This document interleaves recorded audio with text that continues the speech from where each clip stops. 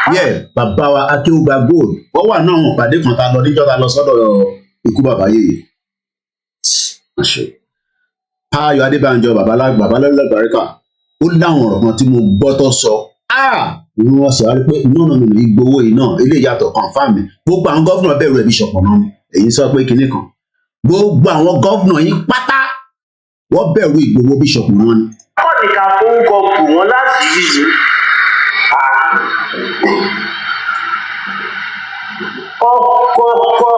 ọ̀pọ̀lọpọ̀ ní òmùọ́ ni ókè bí mo ṣe sọ̀rọ̀ yín nísìn ọ̀pọ̀lọpọ̀ á máa wò ó pé kí ló wá dé ti ṣe Sunday Igboho mọ̀pọ̀ dàlẹ̀ lómi yàrá àti Singapore for your information. bẹ́ẹ̀ fi gbọ́ yẹn mo fi sílẹ̀ ẹ jẹ́ ká padà ká gbọ́ ilé tán ẹni tó bá fẹ́ gbọ́ full clip yẹn mo share sórí program wa lórí Facebook ẹ lọ bá wa gbọ́ Mass B ó tú kẹ̀kẹ́ ọ̀rọ̀ síbẹ̀ ẹ lọ gbọ́ ìyá wa Dr. Zabi mo tẹ̀lé gbọ́n ìyá yẹn sórí yẹn mo ṣe pọ́ọ̀sẹ̀ níbẹ̀ mo ti gbọ́ débì kan tẹ́lẹ̀ so ẹ jẹ́ ká gbọ́ ilé ká wá máa wọnú ètò lọ́jọ́ ẹ̀jẹ̀.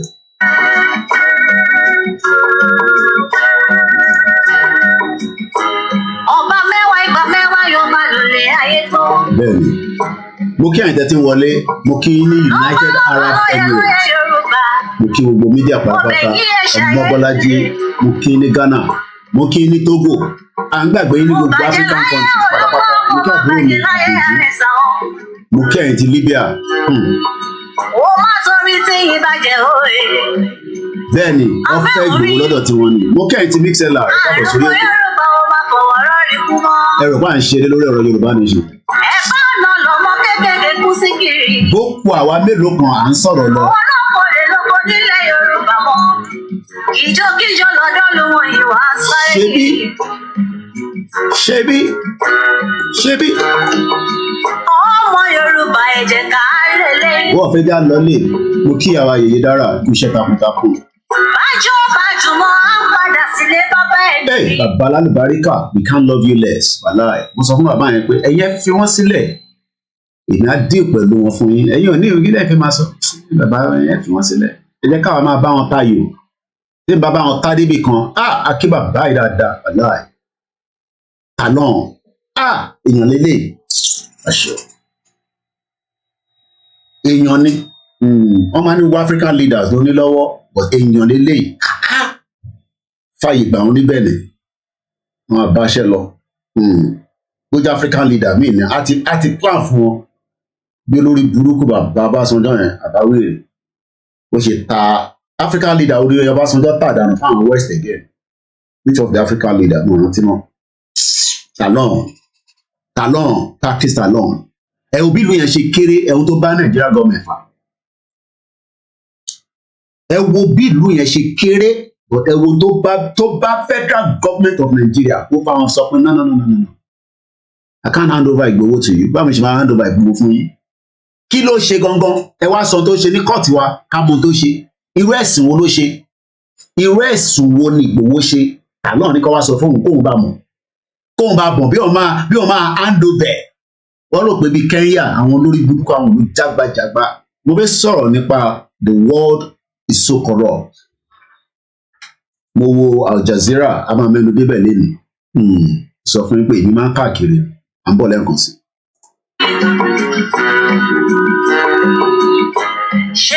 ṣebí.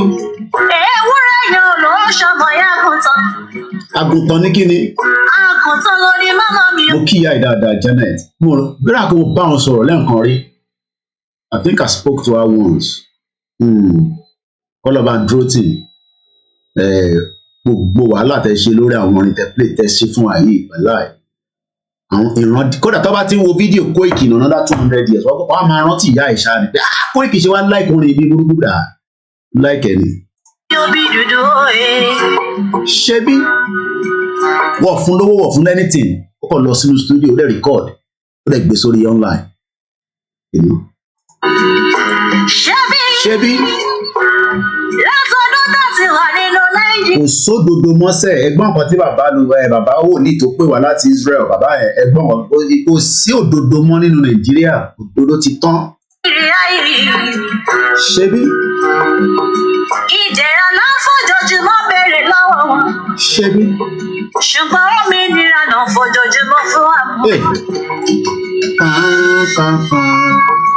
Welcome to the program. We're just settling. I'm a woman agbami ètò ẹ lọ dáadáa nísìn. Tó bá wọnú bíbà yìí, ó yàtọ̀ sí all different platform. Wàá wọlé, wàá respect. Tó bá ṣe irú kan tó fẹ́, kódà o lè lọ sí Google kó type in adult movie. Á gbé kọ̀ọ̀kan jáde, o lè máa wò yẹn. Má wá síbí, má bú Ìgbòho níbí. À ń búyàn ní bíbà yìí. Sí tó kàn wá pẹ̀lú wọ́n ti declare àwọn sí nínú fraction àwọn yẹn. Koiki ọmọ Yorùbá kan náà, kì í ṣe kankan náà. Kankan náà kọ́ la gbé dání. Kankan náà kọ́ la gbé dání o. Ẹ má fi style kan torí mo mọ àwọn kan bí style àtẹ̀gbúrò ọmọ ọmọlẹ́njọ́ mẹ́ta dúpẹ́ fọ́lọ́run. Ẹ náà dín ẹ lọ síbi tó ti ń ṣe gbogbo jágbàjàgbà yẹn. I was sínú that kind of nonsense. Mo kí lẹ́ẹ̀kan sí gbogbo ènìyàn wa ẹ káàbọ̀ sórí ètò. Ó mà ṣe ó ṣe sẹ́ẹ̀ ó ti tó ṣe lè tí kò lọ. I know every other self-determination is not a crime. Thank you so much, Anna. This is KOKImedia Lab. Àsìkò tí tó ilé tó lọ òmìnira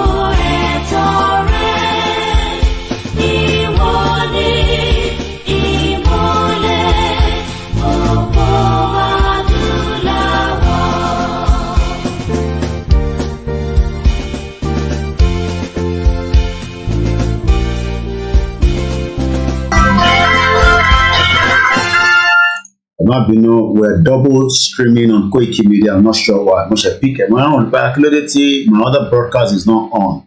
Koiki Oduduwa. I now realize that Koiki. Bàbá tí wọ́n bí wípé kí n change kí ni ẹ má bínú ẹ̀yin tẹ́ wà lórí KOKImedia kan. It come shut down because we're streaming on two at the same time, which is not normally like that. So it come out one leg so that Koiki Oduduwa will come on live. So I was wondering.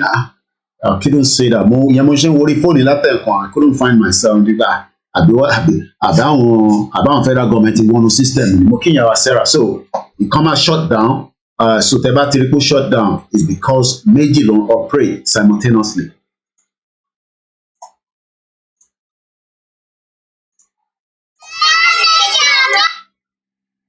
I'm sorry. No going back. Ìgbòho òòṣà iṣẹ́ rẹ̀ ń tẹ̀síwájú. Mr. Koiki ẹ ṣé o, àwọn ọmọ mi ló kí yín o. Àwọn ọmọ mi ló kí yín o. Lágbára Ọlọ́run, a máa délẹ̀ lérí o lórúkọ Jésù. Yorùbá nation. So like I said, we're going to pick up the signal to the other platform. I didn't realize that I was double streaming. And I was wondering why one of my platform was not on. So I thought maybe we were having a system hack because Itagbedani, Baba wa kan lára àwọn media wa hack account mo ọmọbìnrin. So we are dealing with a lot of demons. Tí wọ́n fẹ́ kí ọ̀rọ̀ Yorùbá nation kó ṣe máa lọ síwájú. So Koiki Oduduwa will be live in just about a few minutes. While we are doing that, we welcome you all into the conversation. My name is Olami Koiki. Like I said, don't come here and try to, play that fast one on us. We can tell, we can smell from your comment. Like I said, we are not forcing you to be here. I mean, anybody go there to wà níbí kó jókòó síbí ẹni tó bá fi jókòó síbí kò ṣe dandan so kò jẹ́ kọ́rọ̀ yẹn kó yé wa dáadáa kó má yẹ pé a máa gbára wa ní ẹ̀ṣẹ̀ ká tó parí program so let us always remember that this platform is dedicated to learned people like I said Facebook kún fún YouTube oríṣiríṣi ló ń ṣe níbẹ̀ so in tó bá fẹ́ wò ni you are not forced to be here and don't come here and be a nuisance and we are not working in conjunction with any bastard politician.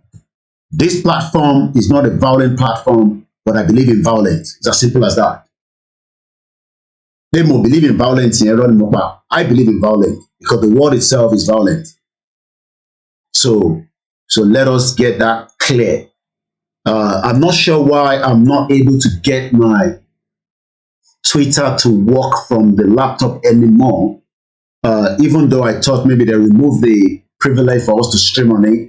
So it is only for me to stream on the mobile phone now. I can't stream from the, what's it called? The software. A lot of you that want us to be on TikTok, Mokie Dari, Latin Miami, as this. Yes, you listen. To relevant. You want Nigeria to stay. Then, look, there are people that talk about Nigeria and all that they want to fix Nigeria. I don't want to fix Nigeria. I want to destroy Nigeria from media perspective. I want to make sure that you listen and you understand that the country is not working. So if that's not what you want, please don't sit here. We're not begging anybody. We don't, share. No, we don't do that here. This is a platform for intellectuals. You can call in and disagree with me. No, you can disagree with me, but be careful with your comments. All the way in America, Moki Buboyi. I'm fighting any times about ready if you was America. No, ready. I'll take care of me. So fún ipa àwọn èèyàn gidi wà káàkiri àgbáyé. Àwọn èèyàn take care of me gan láti Nàìjíríà. Aláwọn tó ń fún mi lówó ní Nàìjíríà. Àwọn grandma mo dẹ̀ bẹ̀ wọ́n títí pé náà ní kíni. So we are live now. I'll see if I can get the Twitter on. But for now, TikTok only need enough numbers to be able to push the streaming to TikTok. So if we get the numbers, we will stream on TikTok as well. So if something is good, it's good. But I believe with the platform that we have so far, we are not doing very bad when it comes to our reach. Doesn't matter because I know the target. Tèmi bá sọ̀rọ̀. Olúkálùkù ló náà tó ń bá sọ̀rọ̀. Truth and questions, welcome to the program. Mo kí yàrá dáadáa Mọ́lára and welcome to the program. Ẹ káàbọ̀ mọ́mì. Mo kí gbogbo àwọn Muslim nílé lóko ní gbogbo ìdẹ bá wà títí dé Brazil. Mo kí gbogbo àwọn bá wa. Mo kí gbogbo ìjọ pátápátá. Aago tẹ́ ń wò ìhun náà ní the same time pẹ̀lú Nigeria. Nigeria is still a sovereign country, okay? Yoruba nation ti wáyé, but it will come true. Koiki ìgbà ló máa dé ẹ ti ń pariwo ẹ̀ kó máa dé but it seems that you are lying. Irọ́ níwọ̀n àti gbowó ń pa àti bàbá Pétóyè because a mọ̀ pé wọ́n gangan ni òun pariwo wọn pé Yorùbá máa wáyé. Ó máa wáyé. Bí àṣà àrólé tẹ́ntẹ́n ṣe sọ, ṣe fẹ́ ká kó bọ̀n síta ni ká bẹ̀rẹ̀ sí yìnbọn fún àwọn Yorùbá torí pé wọ́n believe in Yorùbá nation. We're not gonna do that. But in tó máa mú yín jáde, òun lára táwa ń discuss lọ́wọ́lọ́wọ́, which is pé níṣẹ́ ẹ̀. Ẹ̀wọ̀n kí mo sọ fún pé a máa treat topic yẹn dáadáa tó máa fi wà tí máa fi wà satisfied. Mo ní láti change topic yẹn wọn kò lè máa add díẹ̀ money. 41% of you call Nigerians do not have it. Forget it. Kó lọ kọ́ bẹ́ẹ̀ ṣògùn ò lè ríṣẹ́ lọ́dún yìí. Ọlọ́run ayé kó gùn yẹn kó affect ẹ̀ gan. Kó máa gbàdúrà lójoojúmọ́ ò lè ríṣẹ́ ò ń ṣe pé. Because it is a country called Nigeria. I don't hate anybody. Báwo ṣe máa hate you? Ṣé mi tó bẹ̀ láti dáyàn ni? Why do I need to hate somebody? But it seems that there's a blockage in Nigeria that is not allowing you to understand that it is far beyond pé afẹ́gbà Yorùbá nation nìkan. We are all in danger. We are all in danger. These two individuals were shot and killed. One was not even shot. One was and the bodies have not been returned, almost going to 2 years now. I'm talking about Adogon to my left-hand side, a very, very good friend of and a business partner of Dr. Oloye Sunday Igboho. I can feel his energy all the time because, you know, I remember most of the time, Tabaja the convoy, he wants me to sit with him. And he coordinator, because almost we need no bag in man now or she is snack. Because I've had to travel to Allah for a far distance. Then for a while, you know, there was always something in the bag. He was killed. The other one is the uncle to Dr. Sunday Igboho, or Dr. Oloye Sunday Igboho rather. He was also in the house. He was killed. Muki Mr. Larry Lamina. So when we ask that, are we going to continue like this, to live in denial in a country that doesn't have no look, whether we like it or not, we don't like the Igbo people. That is the views of so many of us. So kí ló dé tá jẹ́ kó olúkálùkù lọ ṣó dìgbà tí ogun yẹn bá délẹ̀ tó bá wá bá wa, but tó bá tẹ̀ tó pé ogun ò ní wáyé between Biafra and the Yoruba people. What about the internal crisis, the conflict? I already gave you the meaning of conflict. Níbi tí conflict bá ti wà, wherever there is conflict, there will be no development. I don't hate people that support Tinubu, but I would never endorse Tinubu because, number one, Tinubu is not the person that you think he is. Everybody knows that. Everybody knows that. We know the kind of person he is. Just as we know the kind of person the late MK Abiola was as well. Emma, come on, sorry, the former Chief Justice, Kini kan Ajibola tó kú. Àwọn tó mọ bàbá yẹn ti wá bá mi láti pè mí. You don't talk about the dead anyhow. Wọ́n ní transport tó bá dẹ̀ gbọ́dọ̀ mọ pamọ́ bàbá yẹn kọ́ lóun kó ẹ̀yin tẹ́ bá tún mọ̀ wọ́n dáadáa kẹ̀tú wá bá mi sọ pé irọ́ ni Koiki pa o. But àwọn tó mọ bàbá yẹn tó wà ládùúgbò bàbá yẹn, imagine wọ́n ní bàbá yẹn ra transformer ó dẹ̀ nílé òní kan ní kọ́ connected. These are the Yoruba elites. Money tí bàbá yẹn fi kú, judicial system in Nigeria is as messed up as anything. Ẹ rántí bàbá tó kú yẹn, tí vice president Ọbásanjọ́ olórí lápàlápà yẹn àti shortman devil. Ẹ rántí tí gbogbo wọn lọ sí, tí mo sọ pé ẹ̀yin ẹ wo surroundings, ìyá tó mọ̀ wọ́n dáadáa tọ́jọ́ wà ládùúgbò. Wọ́n send message sí mi. Wọ́n náà gbọ́ program mi débẹ̀ ni pé pé máa ẹni tí mo dẹ̀ sọ Nàìjíríà làwọn wà tó ń ṣe pọ́ wà l'Amẹ́ríkà. Wọ́n sì wà ládùúgbò yẹn. Wọ́n ní Koiki right. Wọ́n ní bàbá Justice Ajibola tó kú yẹn, wọ́n ní nígbà tó ra transformer, imagine mentality àwọn olówó wa. Wọ́n sọ fún pé transformer ṣe nǹkan tó ń connect mọ́ léèyàn kan, ó máa blow lóyè dànù ní. The power is too much. And these are the kind of people that you want us, to say that àwọn elites were. All of them are criminals. They've all worked for all this bomb bastard military. Military gangan ló ṣì ń control Nigeria nísàlẹ̀. What come around politicians and looking? There's no democracy in Nigeria. And you can never get democracy. Benny, they are all devil under agbada. Paro yawa Sarah Ulowo. My name is Olami Koiki. So when you come here, you sit down. One only people who connect the transformer and sínú ilé òun. Lọ́wọ́ sọ fún pé bàbá wọn ṣe bẹ́ẹ̀ transformer là ń sọ yìí, ilé ẹ̀ máa jóná ni. This is how this bomb bastard they think. But at the end of the day, mo tún rí Ogunlesi, yeah, tó tán lóní Gatwick yẹn. There's some information that is already circling. I don't know how confirmed it is, but one náà kọ́ ló lówó tó fi operate yẹn. I don't know how far it is true, but from what we are being told by, ẹ mọ̀ pé tí rumor bá dẹ̀, there's always, I don't know, but bàbá ẹ̀ kú. Baba Ogunlesi tó ní tí gbogbo máa ń sọ pé àwọn lọ́ni Gatwick. You can't trust all these people. Gbogbo náà la mọ̀ ẹ kówó sí ọwọ́ èèyàn kan. And I will tell you that I'm not saying he is ó lè raise owó yẹn fún rẹ̀ or whatever, we don't know. But we know that irú Adenuga ní sìn ò lè sọ pé òun ní owó tó fi operate Globacom. Adenuga ò lè sọ pé òun ní owó tó fi operate Globacom yẹn. I'm talking about your Mike Adenuga. Just raising, welcome to the program. Waris Jinadu mo kí yín. Èmi àbúrò yín náà ni mo jù báyìí náà lọ.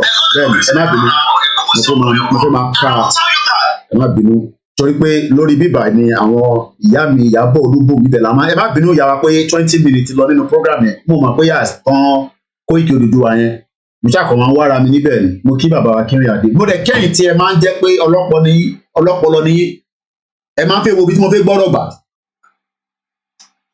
but Ọlọ́run ló ń gáìdì mi kò ń ṣe Ọlọ́run kíní o because ẹlòmíì fẹ́ jẹ́ kí n wá kí n sọ̀rọ̀ tẹ́ máa mú dání.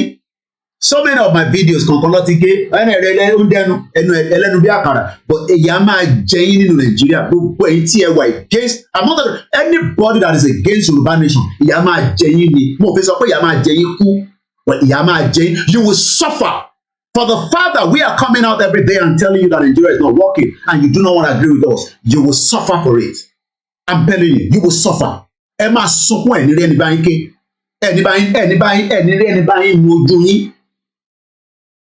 Emma Sukun, I'm telling you. So I was watching, the short man devil. Olórí Lampa Lampa, Etimenteje short man devil. I'm talking about the vice president. Kukute redeem. Oje redeem ni mò ń bú o. Kukute ni mò ń bú o. Torí pé ilẹ̀ máa ní Koiki bú àwọn redeem. Òbú redeem o, mo dẹ̀ bú KICC or whatever there you are all. Bàbá Kukute yẹn ni mò ń bú. He's a public figure. I can call him any kind of name. Mo lè fi tayín, mo lè fi ṣe anything. One bastard. Téèyàn bá kú náà ni gbogbo wọn máa ń lọ sí Ìjẹ̀bú, lọ ń lọ Ṣàngó, lọ ń lọ Ṣàgámù, lọ ń síyàn. Ẹ wo gbogbo environment yẹn, smelly environment. Ojú ò tẹ̀ ń tì wọ́n ni. Ṣé tẹ bá tẹ̀ káwọn èèyàn bá kú tẹ bá lọ sáwọn àdúgbò yẹn? Ṣé ojú ò kì í tì ní pé property lélẹ̀ nílẹ̀ Yorùbá? 4.2 million Yoruba people do not have a job. Ẹ ní níṣẹ́ ni mo sọ sẹ́ẹ̀. Ṣé ẹ náà fẹ́ gbọ́ràn? Bomb bastard, every one of you. I'm pariwo pé Yoruba nation is the only option for us. You are still talking about Nigeria. You will all suffer in Nigeria. You will suffer. Suffer yẹn máa ó máa wọnúlé kàn yín ni. Even nínú face me and face you then gbé ó máa wọlé kàn yín ni.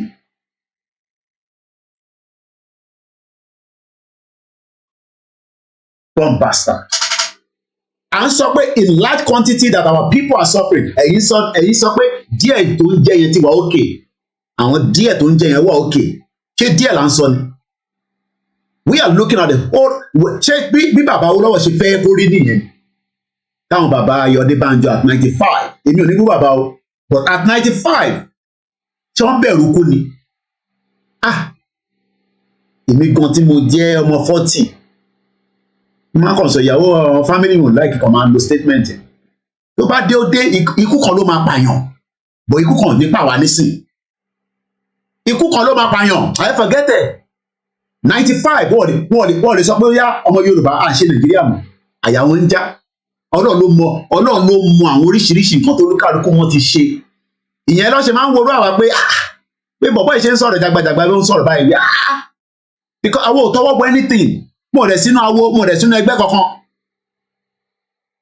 Mo rẹ̀ sínú cultism. Bomb bastard. Kò ní dá fún gbogbo yín ni mo sọ. Ẹ ní kúure ni mo sọ fún yín. Ìpínlẹ̀ tó máa bà lálẹ́. Bí spirit mi bá ṣe ń lọ ni. Ìyá mi máa forgive mi lálẹ́. Almost 35 to 40 million mo fi bá mọ sí mi sọ̀rọ̀ lọ́sàn-án. Ìyẹn lòṣì. A ní Nàìjíríà ò lè ṣiṣẹ́ that 40% of Nigerians do not have a job. Ẹ kàn ń sùn ẹ̀ ń jí bomb bastard. You are waking up every day, there's no job, and you think the country is going to be fixed? Ta ló máa fix it? Who is going to fix Nigeria? You think Nigeria is going to be fixed? Who? Go and look at it. I'm going to take you there. Mo ṣe ń bẹ̀rẹ̀ bọ̀ díẹ̀ ni. I was looking at the report that Al Jazeera just put out about the same corrupt South Africa, where money is being moved. What can move owó left and right? All these bomb bastard politicians across Africa, bomb bastard every one of them, making us to suffer and then become slaves outside the continent. And don't let anybody fool you that the Africa is too big. China is 1.3 billion. So even if Yoruba nation is 200 million, I should be ayé ni.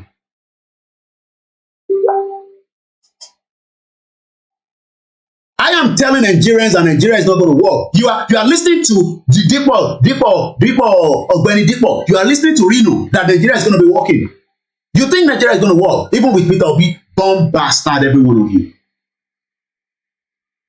You are waiting. I saw America giving people cassava machine in Kwara State.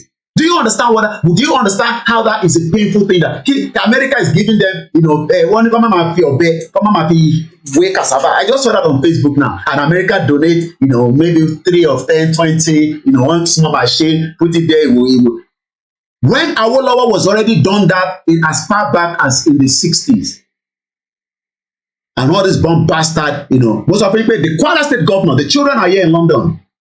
They can't live in Kwara State, smelly. Giving them peanuts. The West give you peanuts. Give somebody 10 scholarship there, give somebody 1 loan there, and then everybody, hey, America, hey, the West.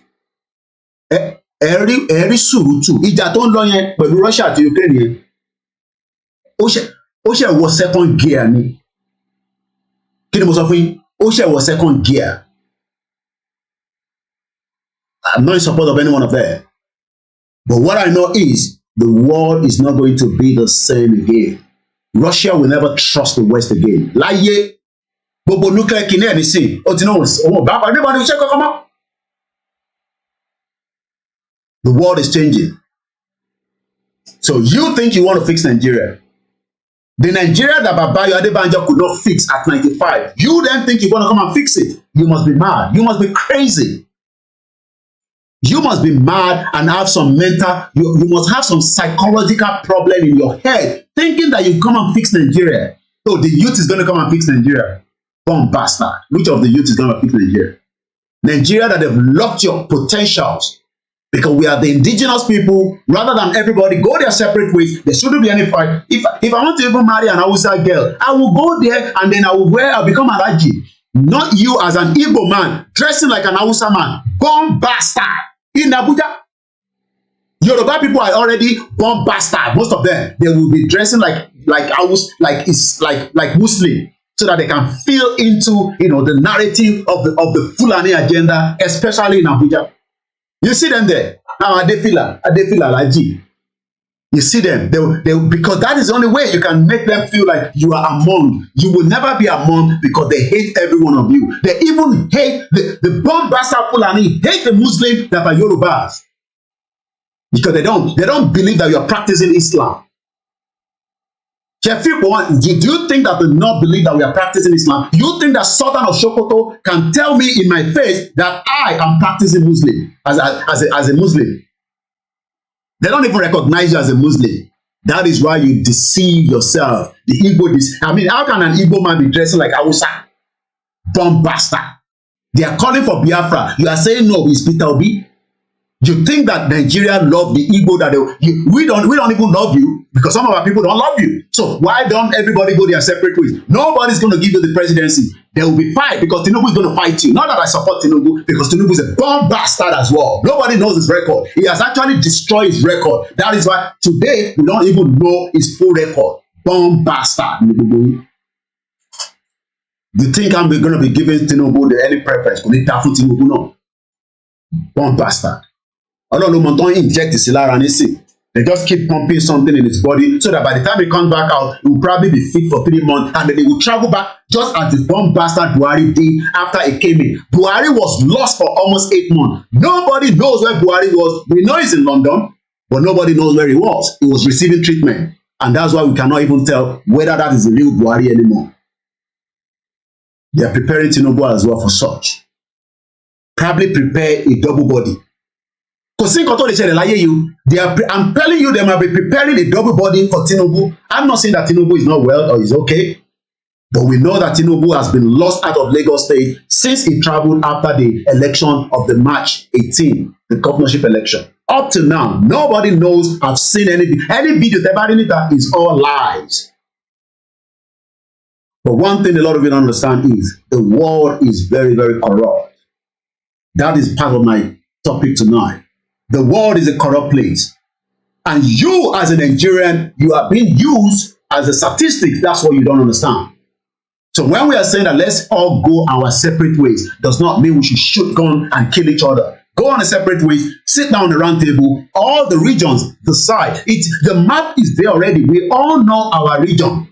And anybody that wants, even if the Biafra wants to take your region, from those that are thinking that they are not going to support Biafra, you have the right to also set up your own country, set up your own political institution, just as Wales is doing, just as Scotland is doing, just as so many countries that are very, very small in numbers in Europe that are not even up to any part of Nigeria. Bomb bastard, every one of you. The daffy people. So you think we are joking by coming out every day and telling you that Nigeria is not going to work? 40% of you will never get a job in 2023. I don't know about 2024, and I don't see it going down anytime soon. You think it's all about IGBOHO? You think it's all about... No, it's all about the indigenous people must all come out now and say enough is enough. Continue to listen to Aisha Yusuf. Our children are not in Nigeria. They're somewhere in Scotland. Continue to listen to all these your influencers. Continue to go and be begging money from E-Money. Continue to go and be begging money from Davido, from DJ Copy. And think that one day you will blow like Portable. No, you will not blow. Rather, you will die in Nigeria, because Nigeria is the death trap for every one of us. We are the indigenous people, and we have the right to say enough is enough. Rather than everybody saying enough is enough, the Igbo people are still pushing the agenda that they think you think you will bring Peter Obi so that Peter Obi will come and take Lagos as from us. Bomb bastard. You think Tinubu doesn't know more of you as well? You think the North doesn't know? The whole country is conflict. Conflict is all over the country. And that's why we are saying, rather than us fighting each other, why not let us come into a problem? Not the one that they did like Jonathan Olori Buruku, the drunk bomb bastard PhD that says a PhD holder. How did Jonathan got the PhD? Our time the PhD go say and sorrow to Nilakai. Because somebody has say 800,000 followers, like Dele Momodu. Dele Momodu is enjoying his life. And he will tell you he has also fought, which he has, but he fought for somebody that was a criminal as well, because MK Abiola was a bomb bastard criminal as well himself. Lori Buruku. MK Abiola destroyed Nigeria today, and that's why today a lot of us are still suffering for that consequence. It was against Babawolowo. He used everything he had in his capacity to destroy Babawolowo. And that's why Babangida destroyed him as well. Babangida slowed down for him and said, okay, what's the president? And they use an Igbo man to cancel the election, just as they are using anybody to destroy anything. They are preparing a double body for Tinubu. But we know what Amaposhe really say. So if they bring anybody out, we will study, we will examine. If the gullible ones in Nigeria can be deceived, we won't be deceived. So, someone prepare double body for Okoya, make sure we get it right. Come make sure we AI to mache double body Tinubu or perfect and that. Then after 8 years, we'll all go back and then do the same thing again and again and again and again and again and again and again. You think United Nations is coming to break up Nigeria? No, the United Nations comes to resolve problems. I told you, the problem in Houthis, as of today, looking at the news from the international news, they are already exchanging prisoners after fighting from 2015. The Saudi Arabia had a weapon supported by the America. The Iran was also supporting the Houthis, and the fight went on and on and on. But today they are back on the round table. So why must we go to war with each other? It is not necessary. We can go through war. This whole issue about Nigeria needs to come onto the round table and let everybody go their separate ways, because there's no true federalism, and I don't think Tinubu is going to do that for you as well. So if you think that Tinubu, for those of you that are thinking that Tinubu, look, the debt ratio to one in Nigeria lady, the IMF will continue to tell that your dumb bastard money to continue to get weak. This money will become like a tissue paper very soon. Because àwọn tó máa control at the IMF and the World Bank. Àwọn gangan ló máa sọ fún international community that Nigeria, the currency must be devalued. Even if your government doesn't want to do it, they will destroy it from outside. They're very good at that. But when we are the indigenous people, then we would have to now change the narratives, which they don't want. Oh my God, the moment we take control of our resources, we would have extra power to determine what kind of new policy that we want. If any contract is there, we will invalidate that contract as quickly as possible from the day one when our own transition government will kickstart up to the time that people will then decide who will be the elected officer. Not the criminal one that this stupid woman is putting all over the place and telling, not everybody knows the Yoruba nation. So when they sit down there and talking, they think they're talking to every Nigerian. Idiots with the gullible Yorubas that are with them. But Naroti wants to call the problem in Lale. I'm talking to Nigerians tonight. Continue to live in denial. But I know a lot of you will end up wants to run away. But not everybody will run away. Not every one of you. Not everybody will be given the opportunity to run away. Once again, a very good evening and welcome to the live transmission. This is Koikimedia.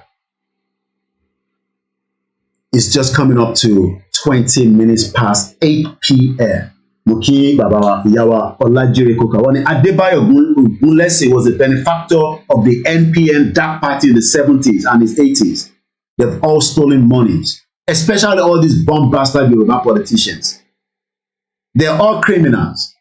They didn't know that a day like this will be available where we can start digging them and talking about them. And that's why somebody like Tinubu never had a clean record. They're all the same. Until about come on. Let's go into the program now from what we're going to be looking at it from. Nigerians looking for a job, but there's no job. How can you get a job in a system or a country that the job is not there? Who is going to give you the job? How do you get that job? Remember that what creates jobs is you must have the enabling environment. And we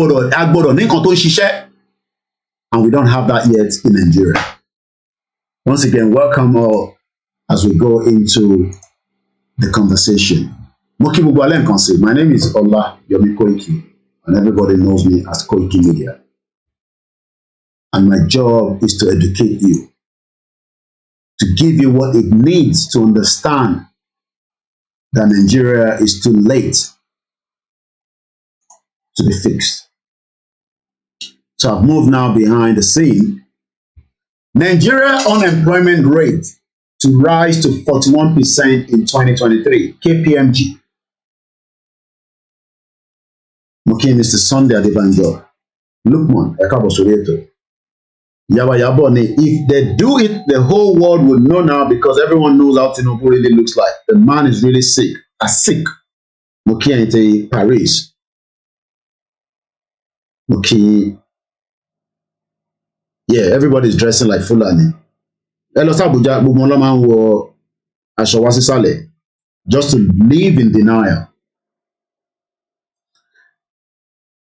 The report, according to KPMG, also revealed in part on KKK that there are expectations for the GDP to continue to grow at a relatively slow pace of 3% in 2023. What do we understand by the GDP growth? GDP growth, kí ló mean? Even the countries like UK, we are all struggling. There's a lot of pressure in UK right now because the cost of living is going up. After recovery from the current crisis, global GDP could grow around 3% a year on the average in the next 50 years. Growth in the 34-nation OECD area is projected at about 2% annually up to 2060. So if anybody, Mukele and consumers be, most of them on the gullible platform is living in the government house in the country they are. Should we continue to believe that Nigeria will grow? Nigeria is not going to grow. It is going to, just to give you that. But I want us to first understand that ìdí tí ìyà ṣe ń jẹ wá ní Nàìjíríà lọ́wọ́lọ́wọ́ is because there are so many external factors, and the external factor makes things very difficult. Let's take you through to the Al Jazeera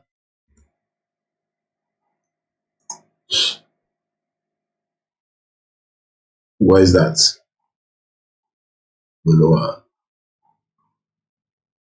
About 21 years old lórí release dọ́kúmẹ́ǹtì America ẹ̀rìkọ́mọ̀ dá wà lálẹ́. Let me go to pick that up from my Facebook. A very good evening and welcome to the program.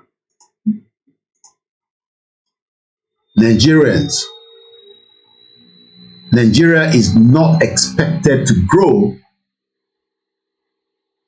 Okay, I'm going to put this one here first, and we're going to come back to that in a minute. Because these are another statistics. I love numbers because ìyẹn la máa fi understand pé ṣé tòótọ́ nìyà ń jẹ wá ní Nigeria, because some people don't believe that we are suffering in Nigeria, especially those that still believe in Nigeria.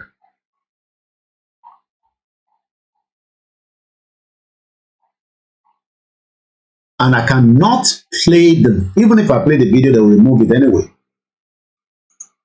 Just as we have the same in Nigeria, and though by read this new latest Al Jazeera report, please watch the full video. You will cry for Africa. You will cry for Nigeria. But we're going to read everything, but the video itself speaks the volume. Just as the Indian, the Pakistan, they are one of the movers of money out of Africa on behalf of our corrupt politicians. Mokimba Bawafuoluwa, Sunday, Yawa Flow. Thank you so much and welcome to the program. I looked at things from a different perspective. Okay, you are saying that Nigeria is going to work, but international consultants are saying that is not likely. So should we continue to fund these criminal politicians that are using Nigeria as their stool, and the military and the DSS and all the security that they are meant to be using Nigeria as something that is not helping everybody? As much as we might talk about Yoruba nation, we should also let Nigerians know that the reason why you're suffering is all some of these information that we're passing on to you all the time. You don't have to agree with us. That is your own cup of tea. It's not mine. If you say that we are lying, that is not my problem. That is your own problem, not mine. And if you say that we are not lying, then that's also your problem. But one thing I know is Nigeria will affect some of you at some point. I'm trying to set up the Twitter, even if it's just, a little bit. So, because I don't know what's going on with my software that is not picking, my Twitter anymore. For whatever reason, I don't know. And all this organization, you just keep speaking to you keep sending message, nothing is coming. So let me just let that go live. Yeah. So my Twitter is also on. We're looking at our beauty and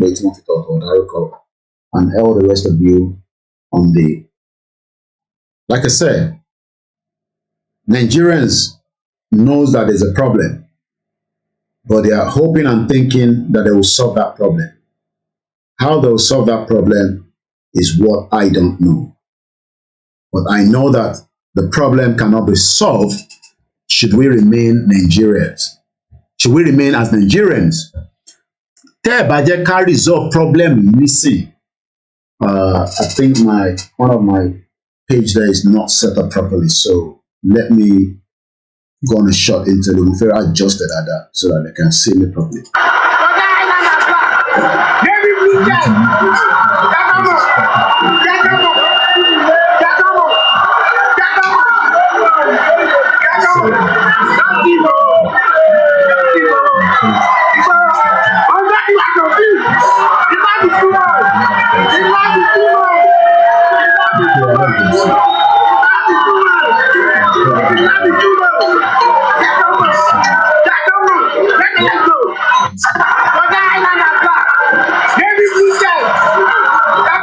So we have now adjusted very well.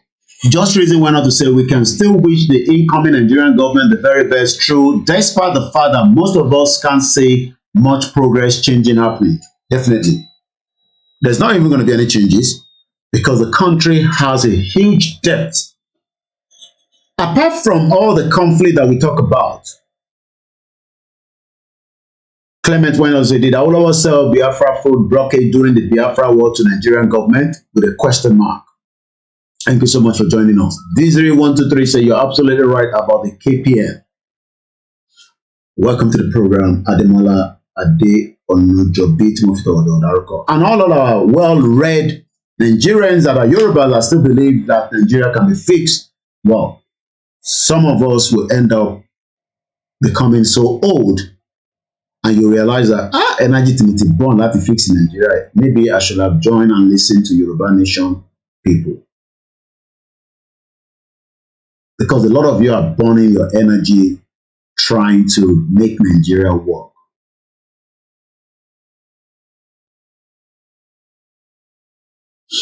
Let's go into it.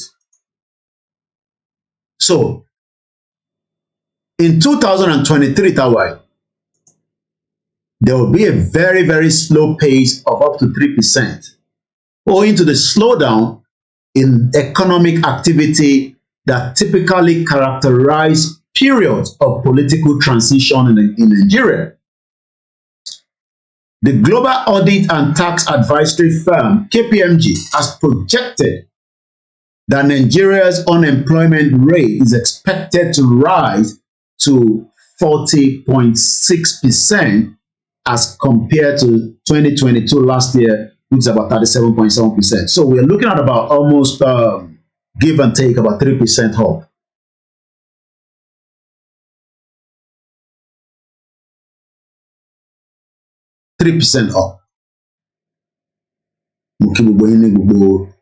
State in Nigeria. KPMG detailed these forecasts in its International Global Economic Outlook report, H1 2023, on Tuesday, where it stated that unemployment in Nigeria, the zoological part of the world, is expected to continue to be a major challenge in 2023. And let's break it down. Why do you think that they are saying such? Olorun Lagbatide, Nigeria can never work, I swear Almighty God. Welcome to the program. James Peter say, the problem facing Nigeria is always cook in land of British government and America and the Western world are why Nigeria will never move forward. And you're so right. Not that Nigerians have not heard about all these information. Waris, you know, to say 37.7% is Naira fraud service fees. Most Nigerians understand to some extent what we are saying, but they are not feeling comfortable that we want Nigeria to break. How can you say we want to break country that we love so much, we play football together, we eat amala together, we married each other together? They are not seeing the longer picture because the politicians are deceiving them on a day by day that they are planning and they are doing everything to get Nigeria to work. But in reality, 5 million of you that are meant to be going into job every year, you can't. So the KPMG detailed this forecast Tuesday this week, where it stated that unemployment will be one of the major challenges in 2023. Well, it has always been the major challenge, and that is why everybody from doctors, from teachers, everybody, at least even if they can get to one African country, if they can't get to Europe. And the whole reason is because for 63 good years, Nigeria, rather than invest in Nigeria, it has become corrupt to the world, a corrupt place.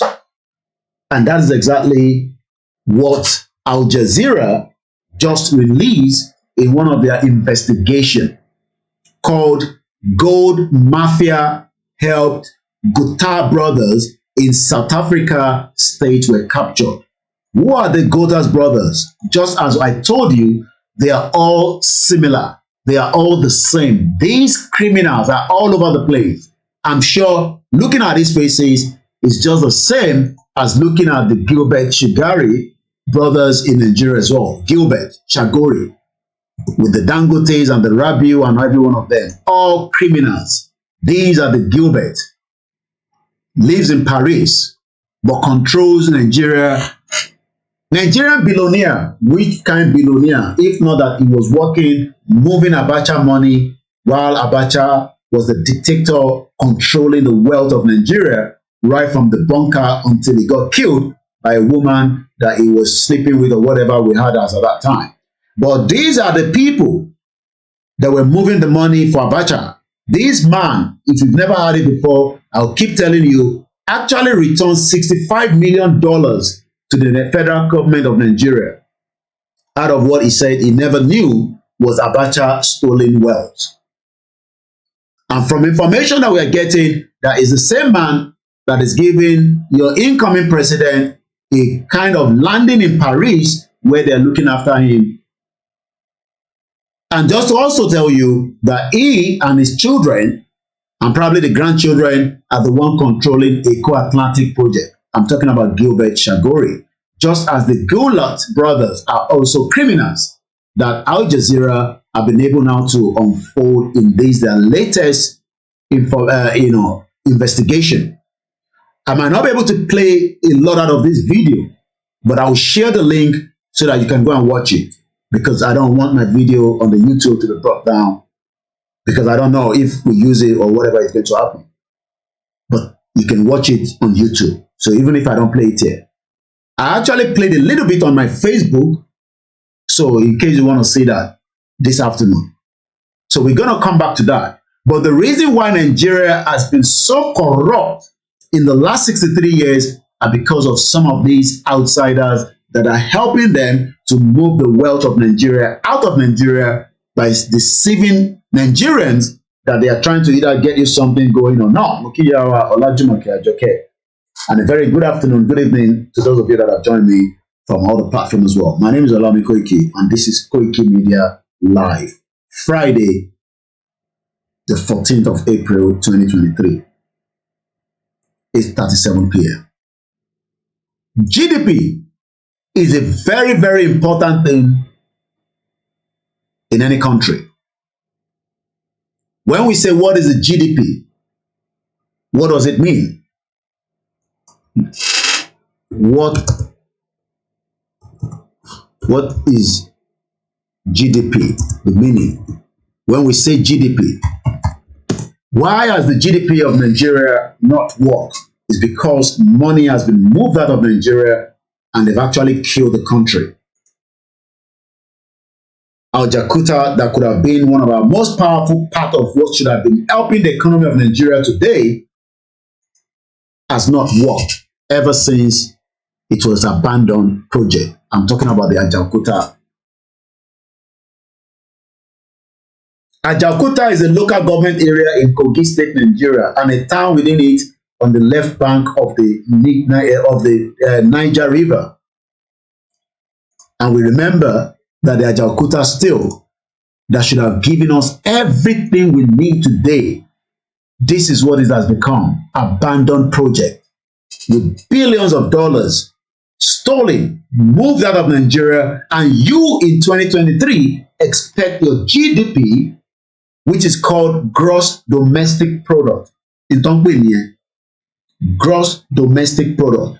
Economics use the many abbreviations, but one of the most common is GDP, which stands for gross domestic product. It is often cited in newspaper, in the television news, and in report like KOIKIMEDIA, in the government, by central banks and business community. As long as your GDP is worth nothing, forget it, Nigeria is not going to grow. And it's not likely to grow even with the incoming government in the next 8 years. Could it grow? Some will be eating money because money will still be flowing, but it's not going to flow to all the 200 million Nigerians, and that is why you will all suffer. A shout out to my big auntie, I'm not going to mention your name. She's one of those that is doing great work here in UK when it comes to the law firm that she established here almost some, how many years now, Auntie? Probably about 30, no, about 20 something years, helping people that get to UK to settle down, and a lot of you that sign different contracts, especially with all these fraudulent different agencies. They're here in UK as well. Though. You go and sign a contract because you want to come to UK. You become a slave, a second slave. So that's what she does, but I don't want to mention her name just because of my own program that is different from what they do. I love them so much. Working very hard within the Nigerian community here. And I can always say shout out to you, Big Auntie. So like I said, when we talk about the GDP, this is what makes a country to stable. So if our GDP that should have been good, if Ajaokuta was completed project, even let's say up to 1990, they complete the project. Today, we would have had a better opportunity. But as we know, Ajaokuta failed because the West does not want Ajaokuta to work. Just as the Olori Buruku bomb bastard politicians do not want it to work. Just as the bomb bastard military knew very well that should Ajaokuta work, then our imports, remember our OECD, let me go take it back there quickly. What we're going to be importing to country like our military wares, especially the military, because any country that doesn't have the capacity to produce their own weapon, forget it, is all fraud. That's why Buratai told you that he made money from snake poison, where the bomb bastard Olori Buruku thought Igboho was going to be sold out by telling Igboho that I will give you $1, then you just stop Yoruba nation. And you can tell there that these were all our export. But when we talk about the import as well, which I'm going to put now, these are all the stuff that I want you to take a screenshot of these. Okay? Remember that this is the export. Cheripe, the table of our export is not full enough. How many people can see that the only thing that gave us the export was the crude oil, which is 72.5%. That's why they want to all die in that crude oil, the increment of the devil. So for 63 years, since we found that crude oil, it has never helped any Nigeria. Rather, it has destroyed individual up to date. So take a picture of this. This is our graph when it comes to what we export. But now look at the import. You will see that we import even as simple as toothpick into the flopping. I wanted to use the F word, but I realized that to take it back. I can always control myself. Bomb bastard with that in. Look at the amount of stuff that we import into that Olori Buruku Mashamfane country, and you expect to get a job. Bomb bastard, every one of you. You think you will get a job. How do you get a job when we are actually bringing almost so many stuff, even up to the refinery, and that's why they're waiting for Dangote refinery to be up and running, so that Dangote becomes the monopoly, not just for Nigeria, across Africa. And Dangote is not working for Nigeria, it's also working for the West. Bomb bastard. Look at what we are importing and compare that to what we export. And you thought you're going to get a job. How are you going to get that job? You think Shinwo Kimbale is going to be explaining this to you like this? Mokiba Bawa Adeosun Jimo. Once again, a very good evening. So when we talk about, not that a lot of you are not educated, that is why when we get to anywhere in the world, they're thinking that, wow, where did you get this brain from? Whether you are even Hausa, whether you are Yoruba, whether you are Ishekiri, whether you are Edo, it does not matter. The moment we leave the offshore of that zoological country, then we start performing very well. Apart from some of the criminals that are also like this one now, by the time he's finished his sentence, he will come back to Nigeria and he wants to be, he would like to be a governor. He's probably going to start as a small politician so that we don't quickly know that he's a criminal, just as Tinubu is a criminal. They are all bomb bastard criminals. All your politicians, I don't give a toss. This one as well. This criminal, look at him there. Bomb bastard. Olori Buruku Omo Yoruba. Oloshi. Just like Hush Puppy. Bomb bastard. Everybody wants to be like Hush Puppy. He's now serving, or he's going to be serving sentence as well. Look at them. But Dubai is always where they move the money to. And I'm going to be telling you more about that. You need to watch the full video of what Al Jazeera just released. And when we say support media, hey, Koiki, shut up. You can't be asking for money. Do you know that Al Jazeera is partly funded, if not half of their fund is coming from Qatar? So how do I compete with Al Jazeera when they have the money? I can do something like this. You just put things in place. But you need money. Hey, donate to koikimedia. Hey, you can't be coming on the social media and be asking for money. But at least I am not stealing money like all these bomb bastard olori buruku Yoruba people. And that is why we are becoming more problematic as Nigerians. Let us be as indigenous people so that when the Yoruba steal money, we know that it's Yoruba. When the Biafra people steal their money, they know it's the Biafra. And they differentiate every one of us as indigenous people in UK, in all over the world, rather than call every one of us criminal. I am not a criminal. I have lived in this country for 24 years and I'm not a criminal. And if everybody says I'm a criminal, bring that information out. Bomb bastard every one of you.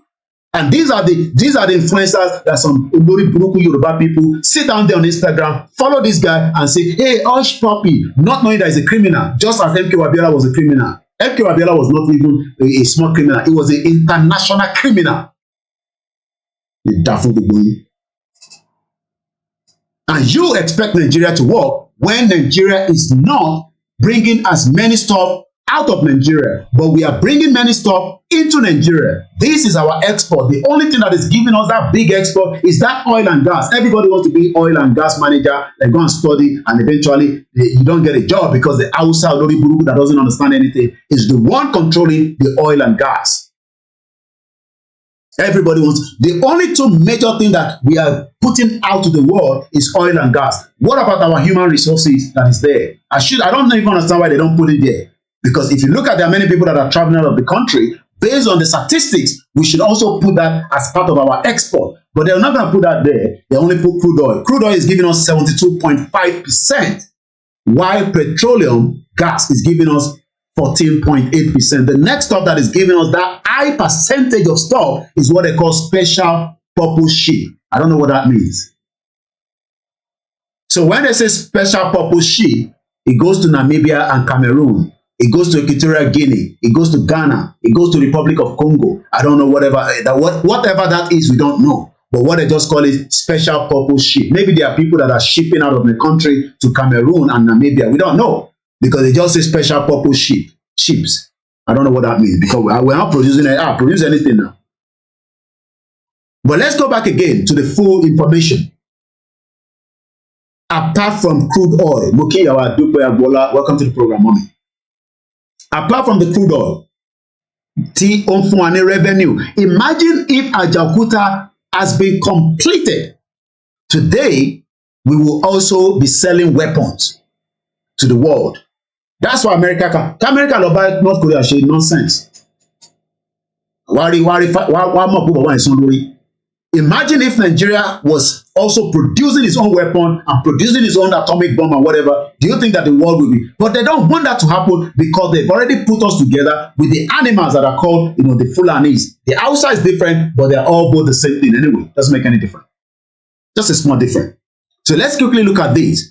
They should have been providing job to nothing less than the 40% of Nigeria today, because this Ajaokuta is not just going to be working in Kogi State, it will be working for every part of Nigeria because of the kind of production that is coming out of it. Do you know how many stuff that can be producing every day in this factory that would then reflect to every Nigerians across the 36 states? But they never wanted it to work, and that's why today Ajaokuta still remain one of the most corrupt projects, which I won't believe that Gilbert and all these Gupta, these are the criminals that move money around from Dubai to different. They first move the money to Hong Kong, criminal place, and China. Then they move the money back again to Dubai, and then when the money is clean in Dubai, then they start moving it out, and eventually here in London, and you see them driving big cars. And some of us that are meant to have the resources in Nigeria are here cleaning shit and cleaning nappies and everything. When we should be back as indigenous people, free Osun State, when we have a gold that has been detected as far back as 1940 something. And today Osun State is as shithole as any other place in Nigeria today. Mad people all over the place. My name is OLAMILEKAN. This is koikimedia. So when we talk about the GDP, you as a Nigerian today thinking that the job will be there for you. No, you can't get that job because the KPMG have told us that 2020, I don't know about 2024, but as of 2023, 4.5 million new entrants into the Nigerian job market every year is not going to happen. And you know why? We will find out here. Because remember Ajaokuta very well. Don't get lost in the broadcast. And I know Momobiti Mosorode, So if you think that so I might be moving from there to there, but I don't want you to lose focus. We're still talking about the GDP. Ìyàwó Dúpẹ́ Agboola sọ pé they are shipping Yoruba out of the country indirectly so that the slave master can continue what they are doing. We are talking about the GDP. We are talking about I'm talking to Nigerians. I'm not talking to Yoruba people now. I'm talking to the Nigerians that wants to die because you think that you can fix Nigeria by bringing a new political party where Peter Obi just left. Imagine Peter Obi that just left PDP. And you think you can come and change and give him Labour Party and they want to use that to come and bring Peter Obi in. You must be joking. I'm talking to all Nigerians now. Whether you are Igbo, Yoruba, Hausa, you will not be happy in that country. They might tell you we are the most happiest people. No, your pocket will tell you whether you are happy or not. Some of you cannot even drink garri anymore. A very good morning, good evening, good afternoon. Not according to the time of that mad woman. KPMG is now giving us any reason that we cannot get a job going in Nigeria. Let's go back into it. Where it stated that unemployment is expected to continue to be a major challenge in 2023 due to the limited, limited investment by the private sector. How is the private sector going to come into a country where there is no good policy, the insecurity is there, and also so many conflicts? Any private sector that you see in Nigeria, not every one of them, but a lot of them there are just as criminal as just trying to destroy the country more. That's why Dapo Abiodun can be telling you he's going to do cargo airport. I can bet my life. See, Dapo Abiodun have prepared 4 years time. That cargo airport will be like that, but they've collected money. Abia State is going to collect 15 million. He said he wants to fix the road. By the time he collect the $15 million, he will probably just put 10 million into the project, and the 40 million, he will give somebody percentage, which is exactly what they were doing in South Africa. It's all about the percentage. Somebody get the percentage. They inflate it. It's happening in Ghana. It's happening in all the bloody flipping African countries. And today, we are all over the world suffering for their madness. So the reason why Indonesia is because the private sector, government is not the one that gives jobs. Private sector gives jobs. You will give the private sector the enabling environment. Facebook have about 50,000 staff. That is one organization. I don't even know, what Twitter have, because that one just keep, taking them down every now and then. But I know from what we saw from a few days ago, Facebook only 50,000 staff. Imagine that if Nigeria was working, that means that we can have more private sector coming into the country and investing, but rather, all they do is just paddy.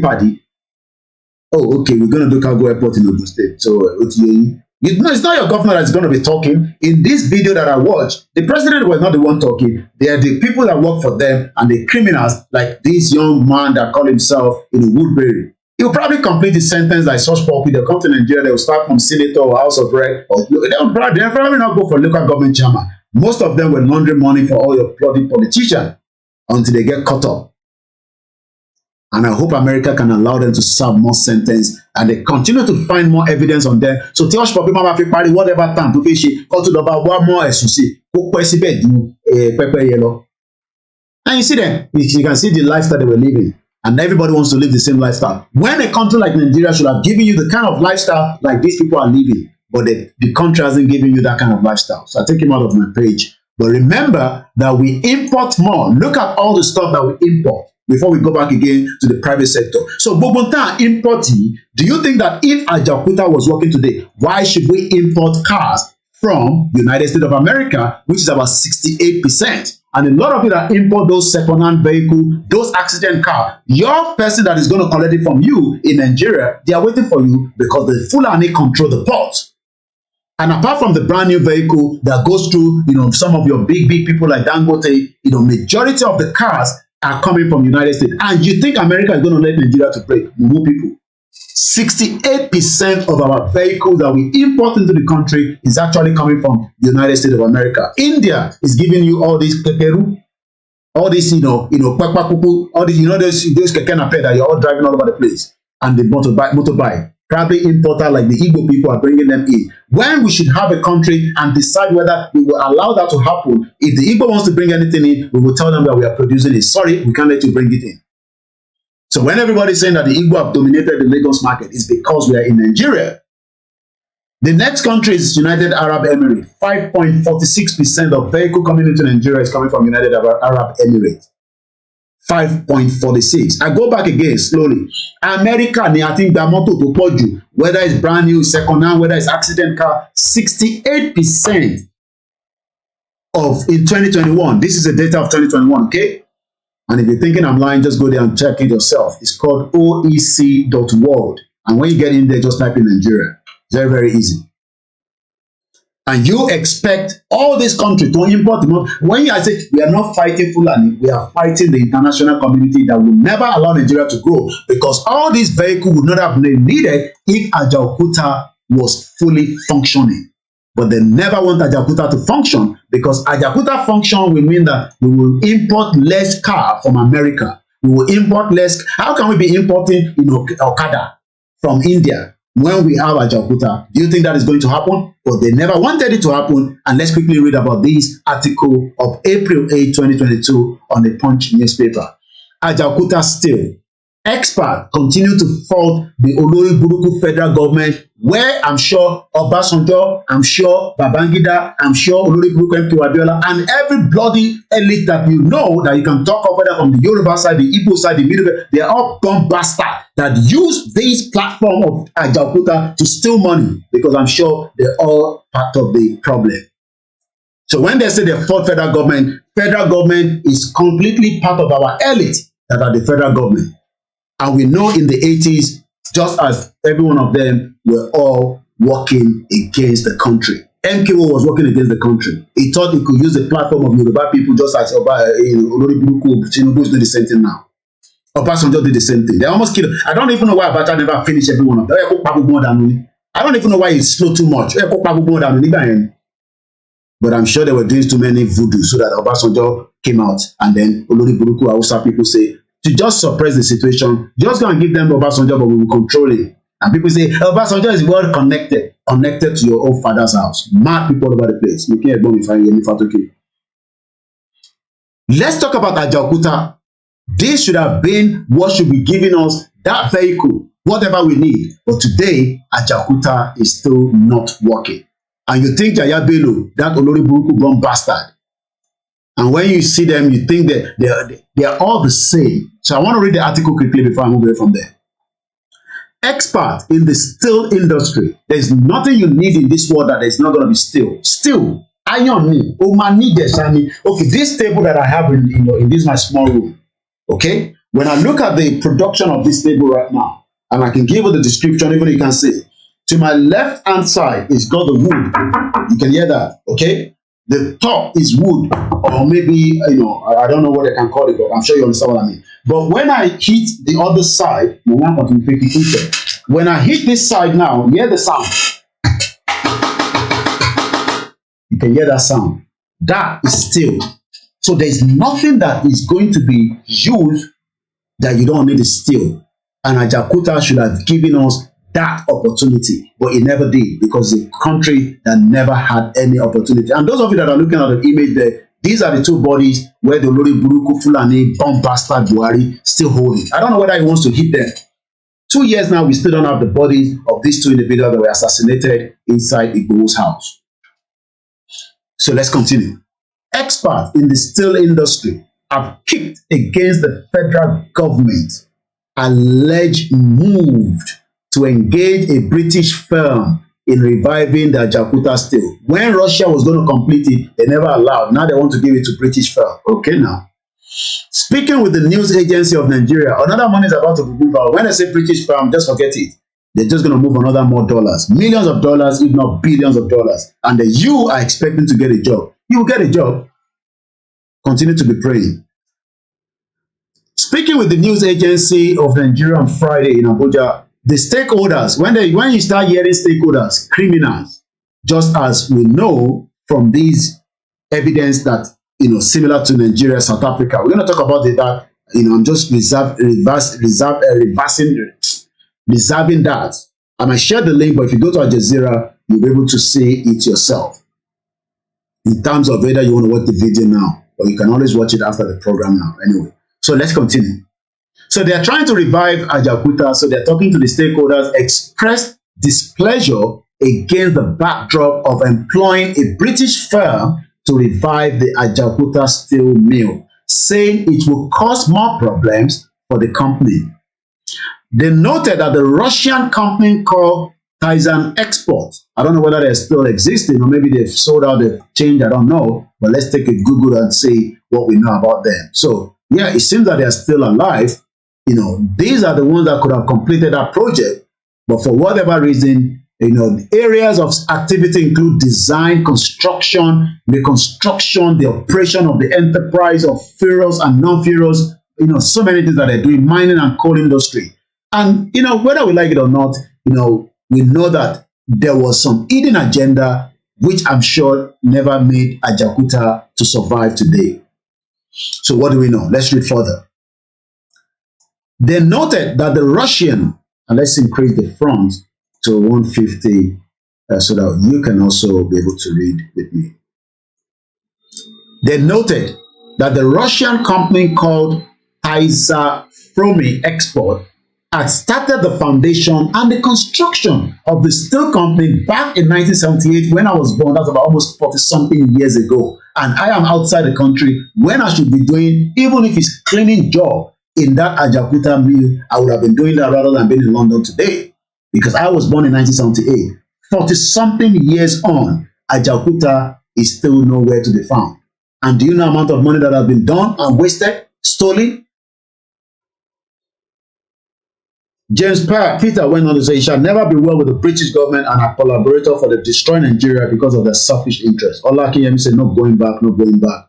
Oluwatola Debanjo Ekabo said, no retreat, no surrender, whether we like it or not. We must continue.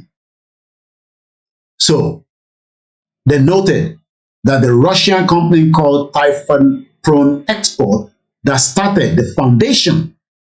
And when they say any foundation, when we say Nigeria is not working, they say shut up, is working. The foundation has never been good. The British had a different intention. Their intention was never good from day one. Nigeria was their business center. So, and then the foundation that is not good, you are now building house, just as Olori Buruko. I posted a video some few weeks back about a 22-story building that I captured. And some people say, hey, what is there about it? And then yesterday or 2 days ago, their house is falling apart in Banana Island. Bomb bastard, every one of you that support Nigeria. Because I told you that 22-story building is being built presently. It hasn't come down. We are only building 7-story building. In Banana Island, everything dropped like a pack of cards. And look at all the steel Tolon in the building here. You can tell they are not standard because we're importing them from China. When we could have had Ajaokuta, every house built in Nigeria would have had Ajaokuta in their house because Ibeletimara still Amanu.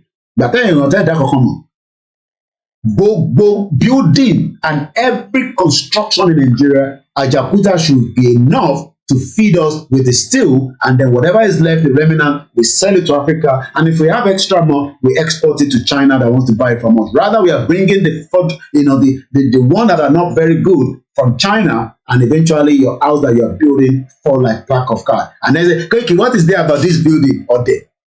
But at least the one they are building in Banana Island is killing every one of you. So the country, the company, the construction of the steel company back in 1978, up to its present stage, adding that the engaging the service of the British company to come and complete the project will not be a good decision. Let's go further. The experts were reacting to a recent announcement made by the Minister of Mines and Steel Development, Mr. OLAMILEKAN. Maybe that one wants to buy a house in London, so he has to engage a British firm that will eventually then give him access to buy a property here somewhere in Dagenham, or probably, if he can live in somewhere more expensive. So it's all about the deals. That a British company will be engaged to complete the Ajaokuta. Which company? Let's go and look at he'll probably give me a different person. Anyway, we can find out whoever that person is. They are Yorubas, criminal. Let's go and find his face. He wants to go and bring a British firm Look at it here. Mo ti mọ criminal yìí. Yeah. Look at his face, criminal. They are all criminals. I remember this face very well. Mo tẹ mọ̀ pé òun ló ń pè bẹ́ẹ̀. Oh, these ones are criminal Yoruba men. These are your elite. These are the ones. I'm sure if we dig deep properly, we will find out that that project never come true anyway. But we will know that eventually, look at him there. Mo mọ̀ pé òun ni. And then, look at them. All criminals. Stakeholders meeting. Hey, you see the same way I tell you? Dressed like Hausa people. Look at him there. He cannot dress like a Yoruba man. Dress like Hausa man. He's a Yoruba man, but he has to dress like this to impress them in the north, where they are making all the fun, Look at him there. They are all the same. Àwọn ọmọ àlèpọ̀nú bẹ́ẹ̀ ni ní Africa especially in contraction. Thank you so much, Yawa Sarah. So let's at least, now that I have a face to the person I'm talking about, it's not IGBOHO that is holding you, God. These are the people that is holding us back. These all these bomb bastard Yoruba politician, Yoruba elite. Àwọn tó ń hold ilé hey Baba Akintoye you're dead. These ones are not supporting Yoruba nation, because as far as they're concerned, Yoruba nation call Yoruba nation name. Imagine he wants to go and bring a British firm. Don't pay that in London, me. All criminals. He was in Glasgow in the early 90s. Àwọn tó mọ̀ nìyẹn. Because we will not. Àwọn tó mọ̀ dáadáa ló ti sọ anything. That's the face of the man that we're talking about, the minister. I don't know whether he's still the minister, because I don't have any idea whether he's still the minister. Let's see. Let's go and look at Wikipedia. What's Wikipedia telling us? Not much. It's from Ogus. Under Ibukun Amosun. He worked under Ibukun Amosun. He was the commissioner for works and I told you. Ẹ̀rí mo ti lọ wo profile dada. Wọ́n ní this Adegbite is his name. OLAMILEKAN Adegbite is the Nigerian Minister of Mines and Steel Development. Adegbite was formerly the nígbà tó jẹ́ Commissioner for Works and Infrastructure in Ogun State under Ibu. Amosu is a criminal on his own. I know that. There's no doubt about it. Nobody can tell me about Amosu. But this man working under Amosu, they're all the same. These are the people that is holding us back. Àwọn tó ń hold ìpadà tó ń hold ayé yín lélẹ́yìí kò ń ṣe Ìgbòho ló ń dá Yorùbá nation dúró. Àwọn criminal tó ń dá Yorùbá nation dúró lẹ̀ ń wò. These are the faces. Ilé ìfẹ́ lọ gbé àwọn òyìnbó mi wá British firm under ìrọ́kúnlé ọmọ òṣì. Ẹ ṣe jáde Mr. Femi Kasali. So let's move swiftly now that we have a face to the criminal. So Adegbite, the Yoruba criminal, all these elites, they are there. They're still in Nigeria doing big man. If they can't travel on their own, they need a police to work with them, and a soldier that will have enough bullets, and they will drive in 3-4 convoys so that and they drive very fast until when they get to traffic, they start boiling that they move through on the traffic you. So we now know that it is a criminal OLAMILEKAN Adegbite that wanted to go and get another British company will be engaged to come and complete Ajaokuta State. It's all lies. Let's go further. According to the Nigerian news agency, another criminal guy, which I'm going to show you, has been supporting Tinubu back to back. He's a criminal. I picked up his details from 99. There's a guy called 99% Oppressor. This another one, according to information posted by this guy. Let's kill it on Indra. Okay, he's talking about Femi Kayode. About it. Femi Kayode, when he was Minister of State, let's say, at Osborne Street, and those who shared in the corruption. They are the same, but when they have fight, they will come out. Amechi on hard copy told us then that Femi Kayode, FFK, criminal, another criminal guy, Yoruba man. That's about it. Femi Kayode, when he was Minister of State, Minister of Aviation, Dr. Peter Odili's government gave him 2 billion naira to fix the runway. It's not there on the record. Yeah, 2 billion naira was given to FFK. Otikoje, bam. And that's why he has to support Tinubu very well so that they can still continue to protect their ass. Of Aviation and the Minister of Transportation have that record. He was the Minister of Transportation at that time. 2 billion to repair the airport runway for where? Runway called runway new. After that time, he went away with the 2 billion naira. Together, FFK went away with the 2. Now that this one is clean as well, they are all criminals. And when we say to Nigerians, let us allow Nigeria to go, dissolve, they say, no, shut up, Koiki, we can still fix it. Okay.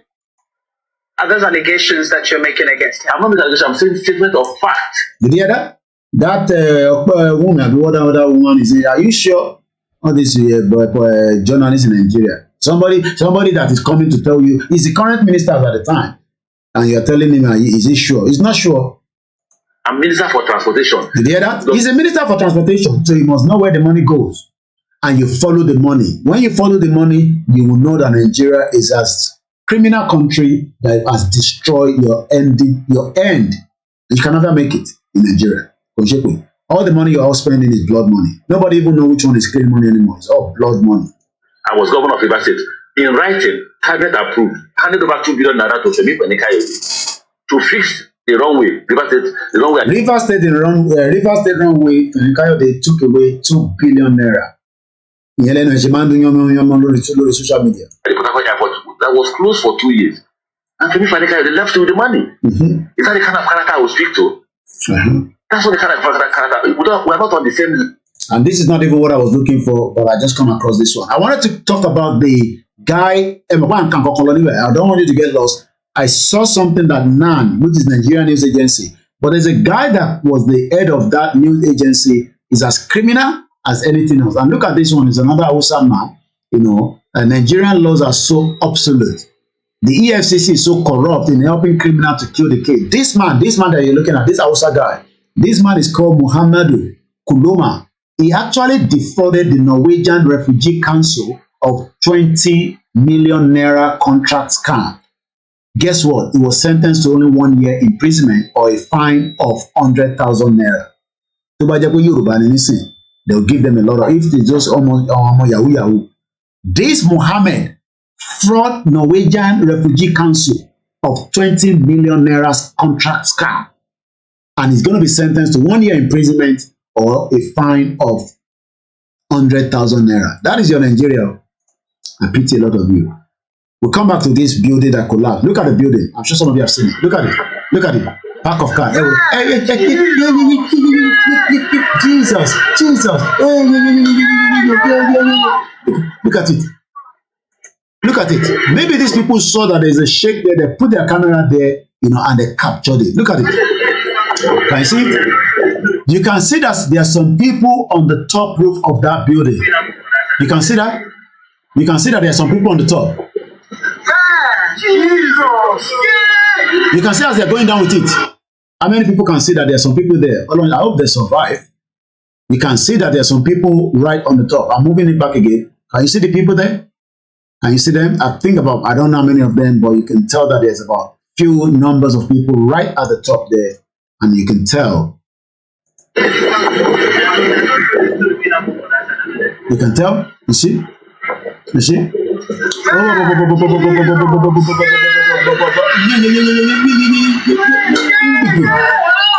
And that actually happened in your bloody nonsense contraction country. Now, this guy, Bayo Ononuga, another criminal. Bayo Ononuga, this guy. Okay, let me quickly give you a background of him as well. He was the MD of the News Agency of Nigeria between 2016 and 2019. And he used this following non-Bitcoin account, Access Bank, which is 00116-28258. And he was also operating with another Zenith Bank account, 1012-782058, and to divert government revenue into his own personal pocket. As the MD of NAN, he stole money, that was budgeted for the rent for State Zonal Office, of which they couldn't pay rent for Nasarawa Zonal Office, Rivers State Zonal Office, Taraba, Bayelsa. They were all asked to vacate despite a bailout fund of 320 million naira. These are the problems that are holding Yoruba people backward, not IGBOHO, not Babakitoye. So I just wanted to show you his face. Over social media, this guy, that's him there. Another criminal, you can see him there, criminal. Baba Buruku, Baba Baushi, Baba Teka Dasi de Silara. Bomb bastard. Look at it. Criminal. It's a news agency and the executive director of the media and publicity Tinubu Shetima campaign is also married. Bomb bastard, every one of them. I just wanted to talk about it. So that actually, because I saw the NAN there and I remembered it, just as Adegbite. So the NAN reporter Adegbite at the recent ministerial media briefing in the presidential villa had ascribed the option to fall back on a British firm in reviving the steel company. British that never loved her from day one. So the reason why we are where we are today is because of the British. And this criminal Yoruba man known as Adegbite want to take it back again to the British, firm. I don't have to go into all the details anymore. We have an idea, but I don't know whether they have the name of the British there. But it's not clear. So why am I saying this? Let's close this because I have too many things open now. Remember that I told you that America is where we import a lot of our vehicles. Then it's India, United Arab Emirates, then China, South Korea, Japan, even Turkey. We bring cars from Turkey. I don't even know that. Singapore, Chinese Taipei, Thailand, even Thailand, we bring cars from there. I thought it's only rice that we bring from Thailand. I didn't even know that we're bringing cars from there. Indonesia, Israel, wow. Other Asian country, Germany, I won't be surprised. UK, well, a lot of people send second-hand car from Nigeria, from UK to I won't even do that anymore. I did that some few years back. It's a waste of time. South Africa, these are, or even Morocco, Australia. So people, they bring car from Australia. Wow. Marshall Island, even Colombia, Brazil, Spain, Belgium, Greece, Czech. These are all the countries that we bring all these vehicles from. So now it's refinery again. When we now refine the crude oil, okay, surely what on boom ma bu koikimedia. Let me tell you tonight, you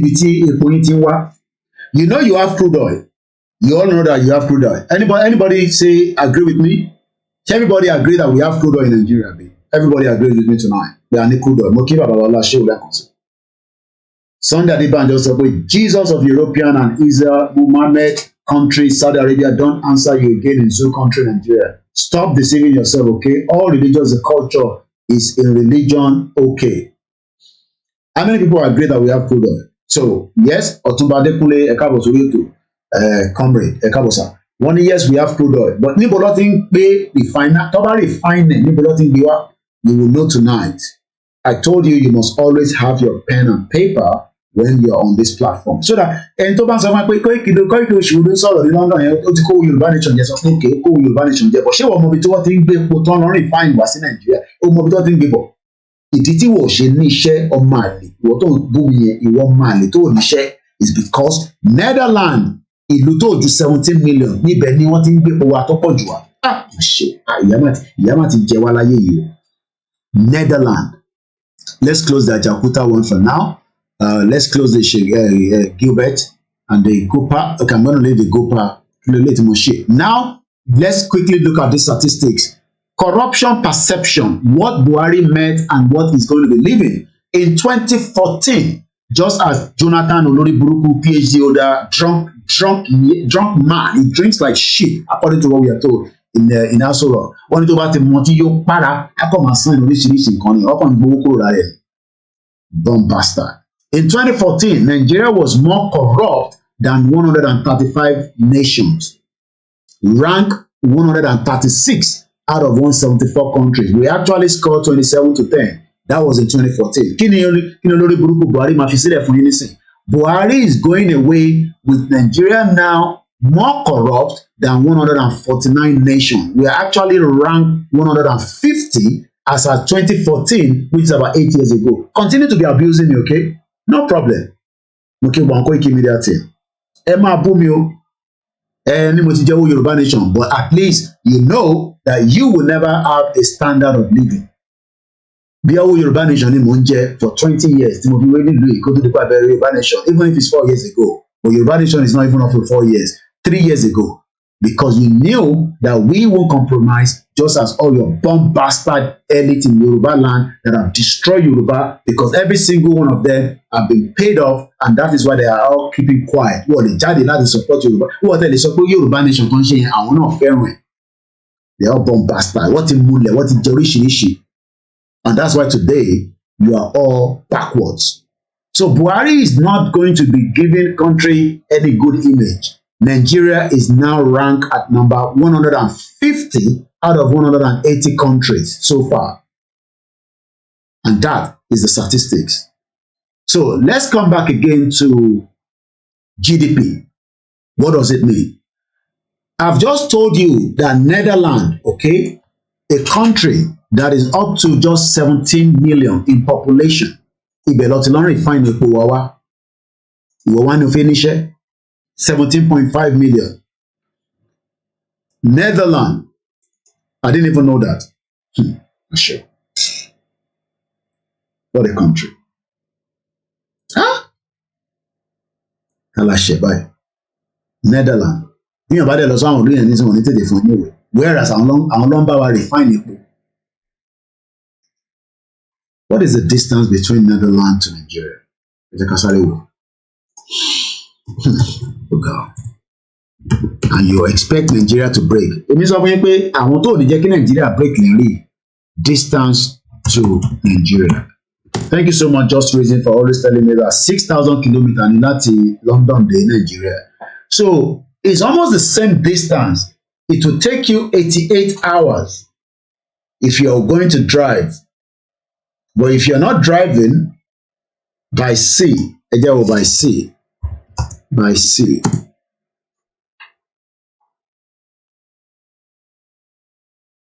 Distance between Lagos and Amsterdam is about 5,000 kilometers, 2,759 nautical miles. That is the distance. Monsieur. So ship man lọ káàkiri gbogbo lákọ̀ gbépo láti Nàìjíríà. But let's do something. Netherlands distance to Netherlands to Nigeria crude oil. If you know any information to that area.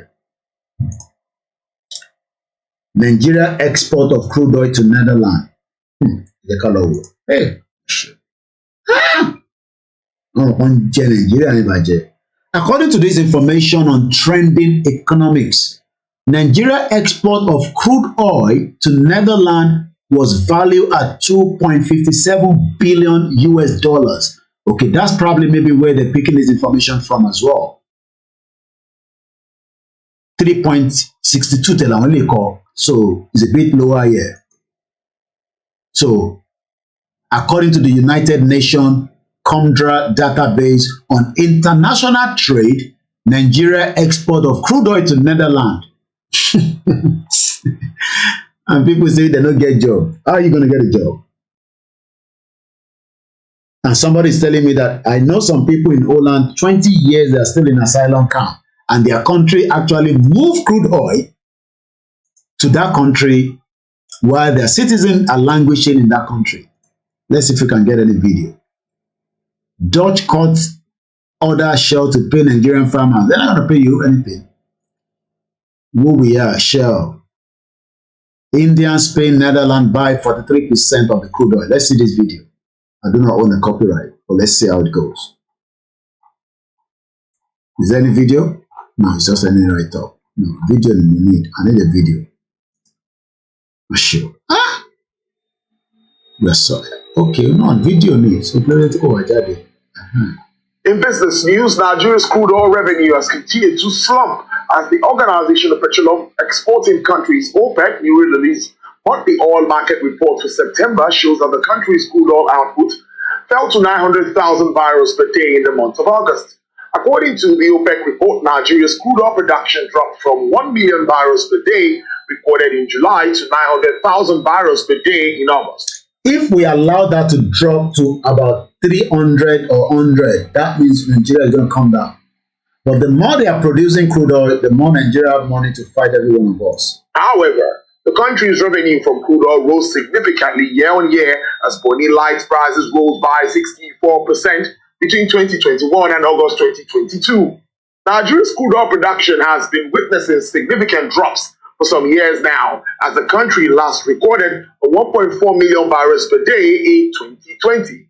Despite the continuous demanding for crude oil, for OPEC crude, Nigeria's low output puts... You know when they're saying this news, they don't...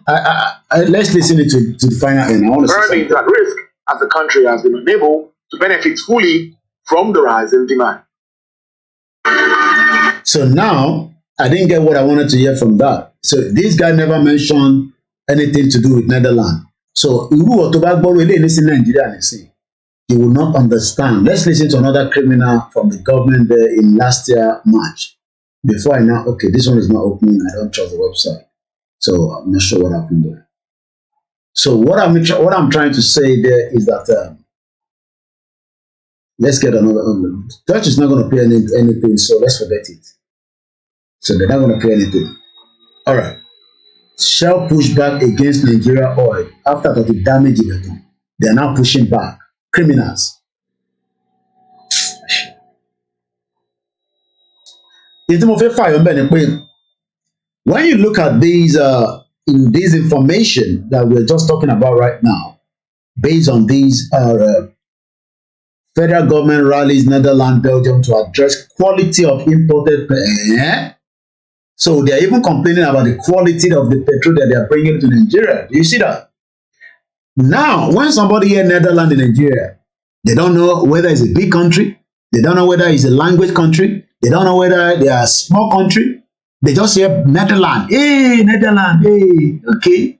But these are the reason why we are saying that how can Netherlands, a country that has its own language, its own identity, when we are saying we want Yoruba nation, you're telling me to shut up. But a country that is now where we are importing back the finished produce of the petrol or the crude oil, as you can see there, Netherlands gongoni wanting to go and is back up already, because this was 6 months ago, where the federal government is telling Netherlands and Belgium, these are countries that are not even up to your state. So is our brain being put into akara and bread, and you cannot understand what we are saying? You think it's about IGBOHO and Babakinto? No. This country bringing this crude oil or this refined produce back to Nigeria, the federal government is even concerned about the quality. Let's read a little bit further. In a bid to avert the importation and consumption of the poor quality, that's why your car get damaged and you go to mechanic, because of the quality of the Nigeria, of the poor quality petroleum product in Nigeria, as witnessed early this year. A lot of people were complaining about the crude oil, the petrol, and all that. It is coming from Netherlands. Product in Nigeria, as witnessed early this year, the federal government has now begun engagement with the Netherlands and Belgium petroleum authorities. And these are the upstream, the downstream, the midstream, blah, blah, blah. According to the chief executive of the Nigerian Mainstream and Downstream Petroleum Regulatory Authority, Mr. Farouk Ahmed, another Fulani, disclosed this yesterday in Lagos during his keynote address at the ongoing Oil and Trading Logistics Africa Downstream Week 2022. But how many people don't understand the agency? Oh, come on, shut up, people, but Ìjẹ̀bú-Òde ti jẹ́ city as far back as 1533, according to Babakintoye. The Netherlands and Belgium are the two of the major, they are the two major European Yoruba nation for, and you think they are going to let us go? Oh my God, I pity a lot of you. Oh my God, I just pity a lot of us. Tá ń pariwo Yoruba nation tá ń pariwo, kò ń ṣe Fúlàní lè ń bá jà sẹ́, Fúlàní kọ́ lè ń bá jà. Let's first even talk about these two countries. How do we disrupt that one? Is by making sure that Apapa port is disrupted. Nígbà tẹ̀lé ní pé ẹ fi ṣe protest, ẹni kì í shut up. then that means that you all suffer a lot. Atawata believe in it, Atawanto believe, until whatever is going to happen will divide the country. I can do another full program continuously, lórí ìlú méjèèjì. If we are going to get Yoruba nation, ká kọ́kọ́ destructive epo tó ń gbé lọ sí Netherlands àti Belgium. But the only way we can do that is by making sure that Apapa port does not function for at least 14 days. That means the production, epo tó bá gbé lọ wọ̀ lè dọ́kẹ̀. Tó bá dọ́kẹ̀, wàhálà máa ṣẹlẹ̀. Ìmí ò dẹ̀ ní tú jáde. Do you know that that is going to be a fight? That the Netherlands government will then have to come and talk to Yoruba people and say, what do we want? But today, they're only talking to the federal government of the country called Zoological Nigeria. And this is why fighting Yoruba nation, hey, Baba Akintoye ti ṣe nǹkan kan, Koiki shut up over. Baba Akintoye ń bá àwọn ìlú iná jà because àwọn ìlú yóò fẹ́ kí Baba Akintoye gba Yoruba nation. Because these are the people, or these are the countries that are holding Baba Akintoye from not moving further. Because they are part of the two countries, ní gbogbo àgbáyé, and it's already there in the graph. Norway 10.7%, Netherlands 32%, UK náà ń gba díẹ̀díẹ̀ 6.7%, India náà ń gbà lọ́wọ́ wa láti bá wa refine ní 8.7%, Russia náà gbẹ̀yìn 4.6%, France náà gbẹ̀yìn, Italy ò gbẹ̀yìn, Belgium ò gbẹ̀yìn, Saudi Arabia náà bá wa refine, America náà bá wa refine, Chinese Taipei bá wa refine, Singapore bá wa refine, Turkey bá wa refine, South Korea bá wa refine, Malaysia bá wa refine, China bá wa refine, Kuwait bá wa refine, UAE bá wa refine, Thailand bá wa refine, Angola náà bá wa ṣe díẹ̀díẹ̀, Cote d'Ivoire ìyẹn ni Dangote ṣe ń sáré láti sáré ṣe tọ̀tọ̀ tiẹ̀ náà so that kó lè jẹ́ lára market yìí because it's all about the market. South Africa náà bá wa ṣe because Algeria so Dangote máa kọ́kọ́ pa gbogbo àwọn Africa yẹn kò ní make sure pé wọ́n gba anything lọ sí Africa country. That is why they never make your refinery to work. Owó ọ̀dẹ̀ òmùgọ̀ wá sórí social media ọ̀dà kọ̀ọ̀kan mu.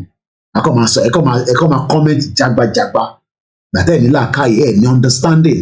How can we, the giant of Africa, àwa tún ṣe ń sọ fún South Africa kó bá wa máa refine, Angola ń bá wa refine, Niger Niger náà bá wa refine, àwọn náà bá wa refine to the tune of àwọn yẹn nísìn to the tune of 4.26 million. These are where the problems are. Ibi tí problems wà angle kan láti sọ yìí but sórí gbogbo tó ń wò yìí lẹ́yọ kọ̀ọ̀kan yìí gbogbo tí wọ́n ń gbé wá sí Nàìjíríà nìyẹn. So gbogbo ẹ̀yàn ọmọ Yorùbá dàn sọ pé kíní ti pẹ́ ju koikimedia ẹgbẹ́ ti pẹ́ ju àwọn tá à ń bá jà lélẹ̀. So let's list all these countries and count them again. Netherlands 1, Belgium ó di 2, Norway ó di 3, UK ó di 4, Italy ó di 5, Greece ó di 6, France ó di 7, Russia ó di 8, Spain ó di 9, Poland ó di 10, Romania ó di 11, Yorùbá mi ti change ní ẹnu gbọ́ yẹn mọ́, Portugal ó di 12, other European country ó di 13, àwa sì be ready, Indian ó di 14, Malaysia ó di 15, South Korea ó di 16, Turkey ó di 17, Singapore 18, Chinese Taipei ó di 19, Saudi Arabia ó di 20, China 21, UAE 22, Thailand 23, Kuwait 24, Angola 25, Cote d'Ivoire 26, Niger 27, like Algeria 28, other African countries 29, US 30. So 30 countries ló ń bá wa ṣe pé tá a bá ti gún epo yẹn tán nílẹ̀ Igbo àti gbogbo tó ti ń gún epo nílẹ̀ Yorùbá àti ní North wá wá kó sínú kọ̀ńténà wá wá gbé jáde wá wá gbé lọ sáwọn ìlú yìí wá wá bá wa ṣe.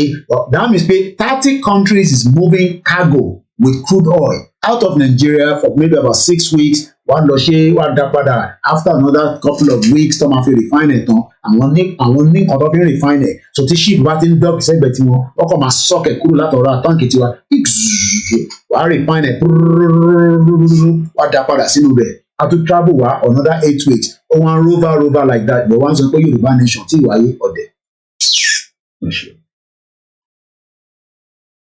Ẹ̀wọ̀n tí àwa Mojí Adésanya sọ wọ́n ní with these numerous challenges may God punish Dúpọ̀ Onítìrì for dividing us. Ìwọ wọn sọ pé Dúpọ̀ Onítìrì wọn sọ pé àti gba country ògùngọ̀ wà lọ jókòó sọ́dọ̀ ṣe ẹ̀kọ́ rí bẹ́ẹ̀ ṣé ẹ̀kọ́ rí bẹ́ẹ̀ sọ gbogbo ilé fún ọ̀dẹ̀. These are the countries bàbá wa ọlá ṣéwù àwọn tá à ń bá jà lélẹ̀ 30 countries tó ń gbẹpọ lọ́wọ́ Nàìjíríà. Mo ì tí sọ nǹkan mi tàn import lẹ́yìn mọ́tò akọ̀ṣe dúró lórí epo in time import. So how do we now deal with all these? Going back to this, no job. Because if 30 countries were not giving us refinery back, or not refinery, I take that back, refined product, that means pay, as Nigerians, you will have a job. So 30 countries are employing their own citizens. I'm not sure that they're employing Nigerians there, because Nigerians that are there are either illegal immigrants or the ones that have been there for long and they've married their children and they, keep on lucky, they give kickback, after 10 years, 2 years, 3 years, they give them papers. But the units but the Nigerians that travel to all these countries, it doesn't matter which of the countries, we still have Nigerians that are there and some of them do not even have right to live in those countries. Mukin Prince Adeola Ikaboma. And this is why we are saying that Eshe Suru, okay, we must start educating our people to the extent that they might be at the 40 millions. Yoruba nation, yes, but we have 30 countries don't Nigeria. How do we make sure that for at least 1 month can disrupt the system here? If you got them no. Benny, only imagine Angola and Niger at Cote d'Ivoire. How many Nigeria one in Cote d'Ivoire, how many Yoruba? Don't struggle. Because she's on Nigeria alone. So showing what T on Sokwe, these are all the countries that we are finding to be part. The question is, a woman supposed to her, they're not going to come out openly and tell you it is Tigba Tiwa Labade Lamamu. Because gbogbo parapata, táwọn ọba dẹ̀ rí crude oil yẹn, machine táwọn náà dá sílẹ̀ tó fi ń refine, ó máa dóògùn. Ìyẹn ni Dangote ṣe ń tètè sáré, because Dangote náà fi cut lára market yẹn. Kò ní lè cut gbogbo ẹ̀ because I don't think Dangote will be giving every full of this, but at least ó ṣe kò ṣe Dangote lè kọ́kọ́ cut gbogbo àwọn African countries tó wà níbẹ̀ yẹn kúrò.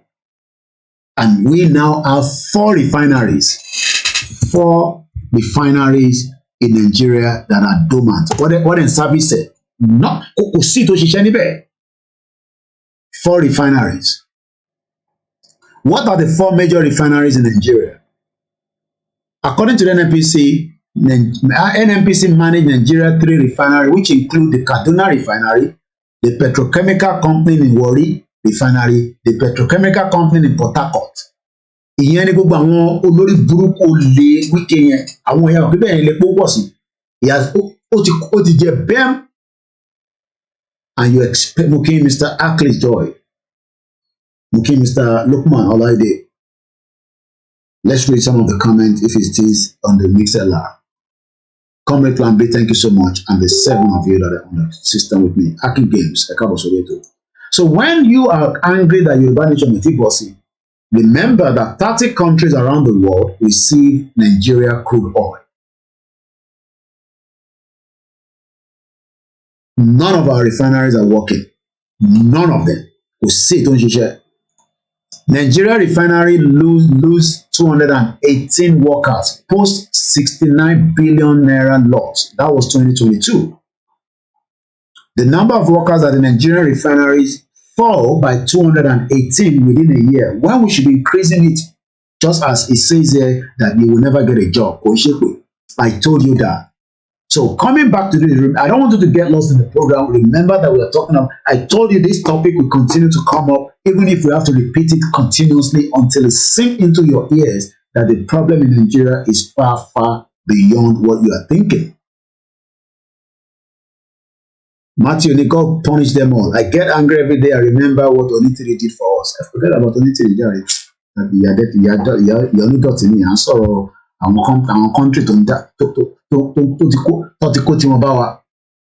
So when you look at all these countries, The question then is, how are we going to make sure that Nigeria that we want to break, whether through diplomacy, whether through the other way around, whether through engagement, do we start telling all these countries and say, look, àwa kan ò ní gbà kẹ́ gbé epo kọjá Lagos State yẹn mọ́, because we are Yoruba people. But your olórí burúkú governor that you say we should go and support is not doing the same thing, because they know fẹ́ gbé kò mọ́ yín lọ́wọ́. But these are the people that are moving stuff out of Lagos State, because I'm sure the majority of what they are moving, probably a little bit out of Warri and Port Harcourt, but I know the major aspect of the movement is coming from Lagos Port, which is Apapa.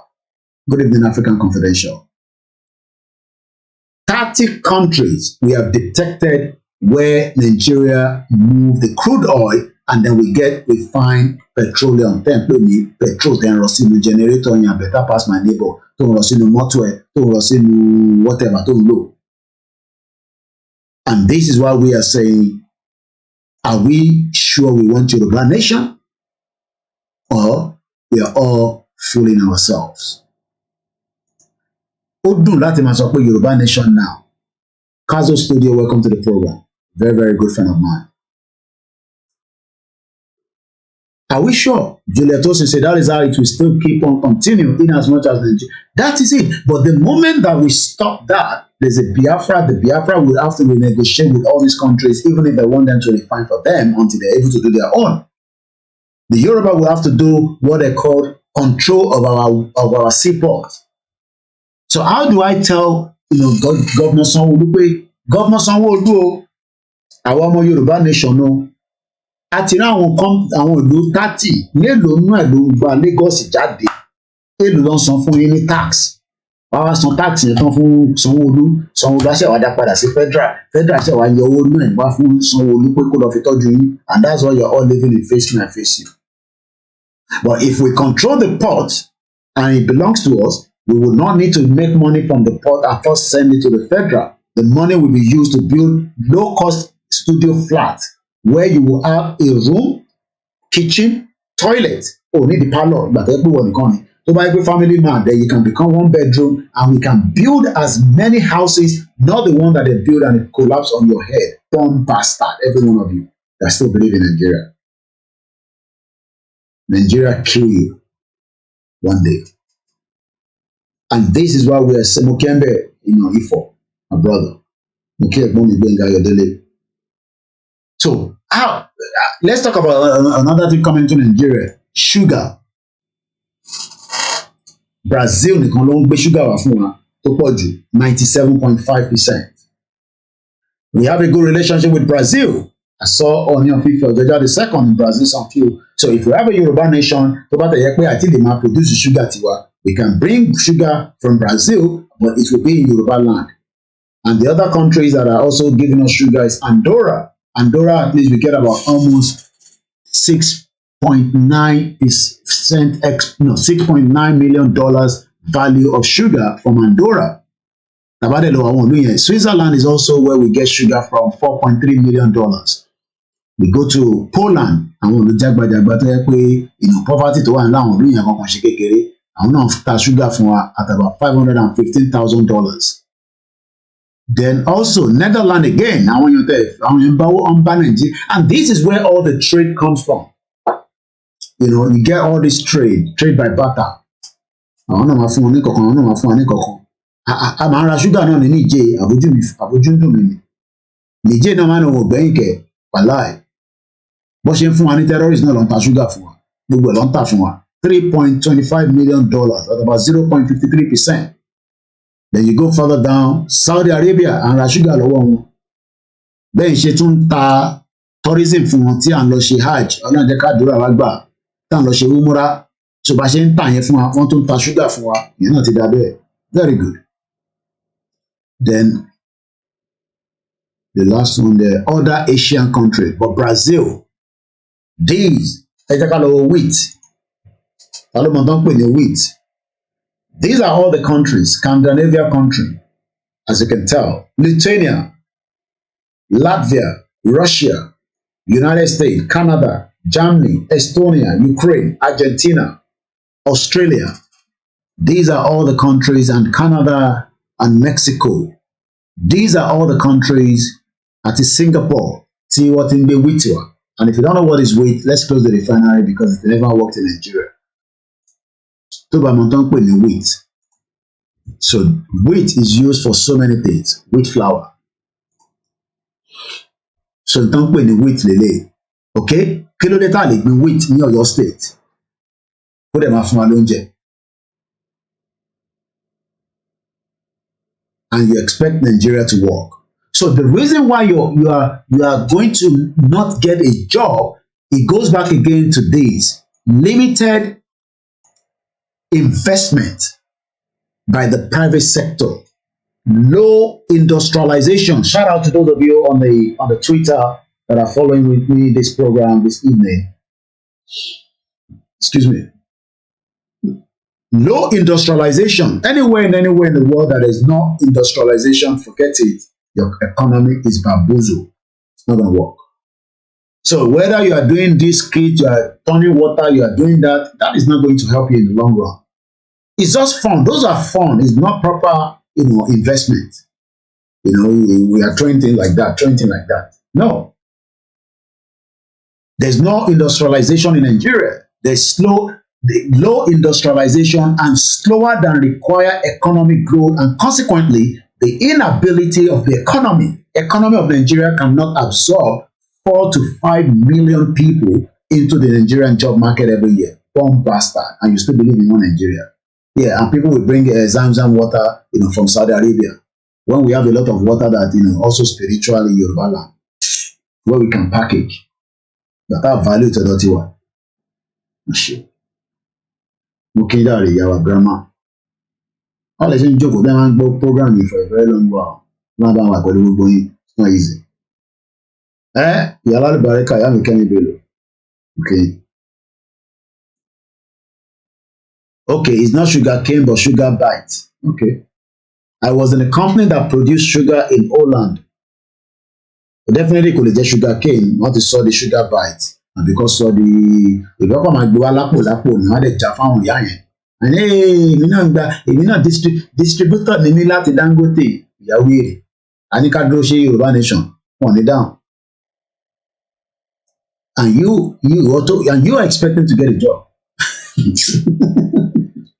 How do you get a job with all these, and you expect your GDP, which I've told you the meaning of GDP, gross domestic product. Yeah, refined.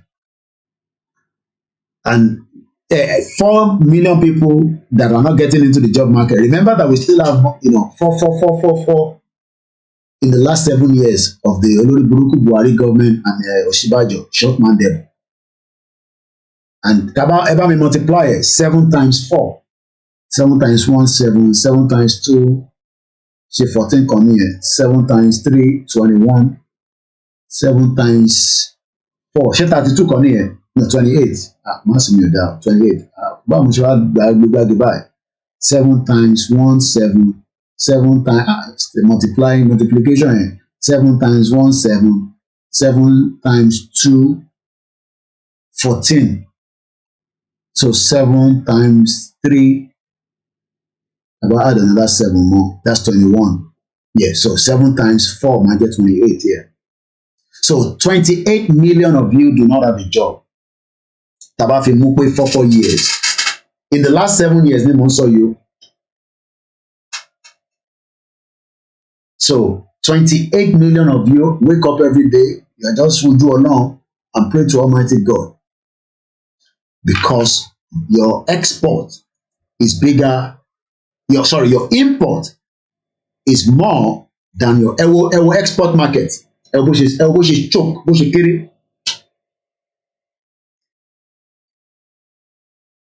àbọ̀rọ̀ wọ̀nyẹn nísìn ẹni tó rí bá dẹ̀ yọ ni láàrin gbogbo wa. So the bigger picture is that more Nigerians are trapped. So 28 million of you, since almost Buhari is leaving, do not have a job. By the time we add another 4 to that will give us 32. So in 8 years of President Muhammadu Buhari of the APC, 32 million Nigerians are out of job. bomb bastard, and they still believe in Nigeria. Is that no be juju be that? No be juju be that. Mudashiru Obasa, the Olori Buruku speaker in Lagos, has been there since 2015. And when we are here talking, they don't understand it's about the breakdown. You just read the headline in Channels News and you walk away. I am not telling you the breakdown of why, because we import more stuff into the country. Let's go and look at Lithuania, all these countries. So let's come. We now understand what is wheat. So in case you don't know what is wheat, so this is wheat. Okay, let me remove the flour. So it becomes flour. But in the nutshell, this is wheat. And maybe we should go for a video where I can show you how it is all produced. So I will play a video. It's not mine, but let's just enjoy it. Because these are the things that we can grow. We have the land. We have what it takes. I've always been very interested. So I'm going to open this up now. I need to stretch my leg. Let it show 10 o'clock to you. So I'm going to stretch my leg. It's 7 minutes. I'm going to remove my camera so that I can stretch my leg. We've done 2 hours, 21 minutes. So by 3 hours, we're going to open the phone line. Definitely the program is going to go more than 3 hours tonight. So just for those of you that are with me. Now let's remove my camera. Then let's play the video, which you will then understand that. Do we have the land? Yoruba land fruit can produce sweetener and syrup. Thank you so much. Kazo Studio went on to say, if every state in Nigeria produce sugar cane, we have a lot of sugar in the marketplace, but they're not going to produce sugar cane because of your duality. Okay, Ẹ̀gbọ́n mi Akim Adio. Happy birthday to everybody in the month of April. So I'm going to stand up in just about a few minutes. We'll come back and then we'll continue with the program. I do not own the copyright. So in case you get to this part of the program and the video has been removed, because I'm going to let the 7 minutes to run through, then remember that it is a video from Red Gardens known as Growing Wheat for the First Time. So ìwọ tí o bá wọn pé Charlie Gray, but only Gray, but nígbà tó lórí burúkú Fúlàní bá dẹran síbẹ̀, ìbí kan tí gbòòwò sọ nìyẹn, á jẹ gbogbo ẹ̀, á tó yìnbọn pa ẹ́. Maybe before I play that, maybe we should. Okay, ẹ ká play yẹn. Only video kan tí màá play fún yín. Let's remove this one. Ẹ rán mi létí tí bá padà dé pé tàbá ti gbọ́ fídíò yẹn tán. Mo fẹ́ play video kan táwọn ọmọ mi. Thank you so much, the koikimedia team. They are working around the clock, trying to find everything. Àwọn kan ní Koiki Butu lélẹ́yìí tí iná tó tún gbé jáde yé. Grandma mi kan pè mí láti Lagos. Ní Koiki, ilé ìtura lágbára o. You know, it's one of those things that we do. So this is your crude oil or your subsidy. Tó bá your subsidy in June. The problem subsidy will be removed in June, if not before that. So I'm gonna play video but we first play the one of these wheat. So let's enjoy this together. A wide variety of different things, but all of my experience so far has been focused on vegetables with a few herbs and fruit bushes and trees on the side.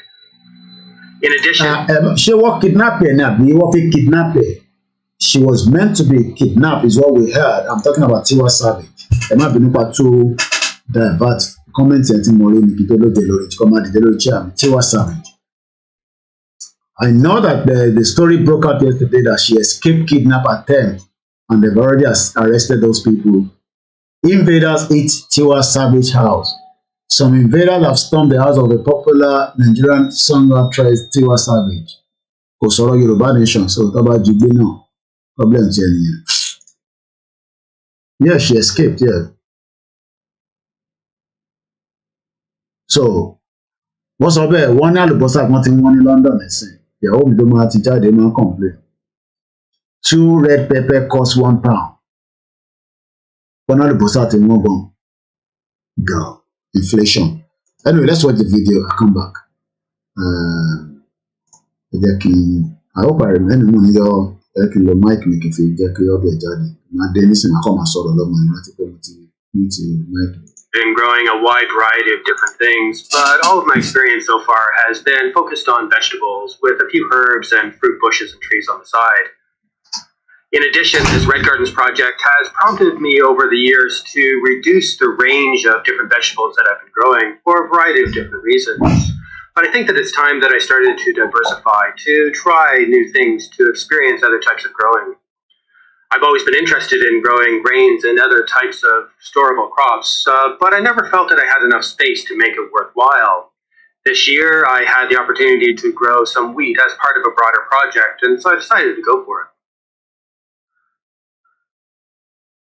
A really good friend and a neighbor in our community is an excellent baker, producing wonderful breads from their wood-fired bakery.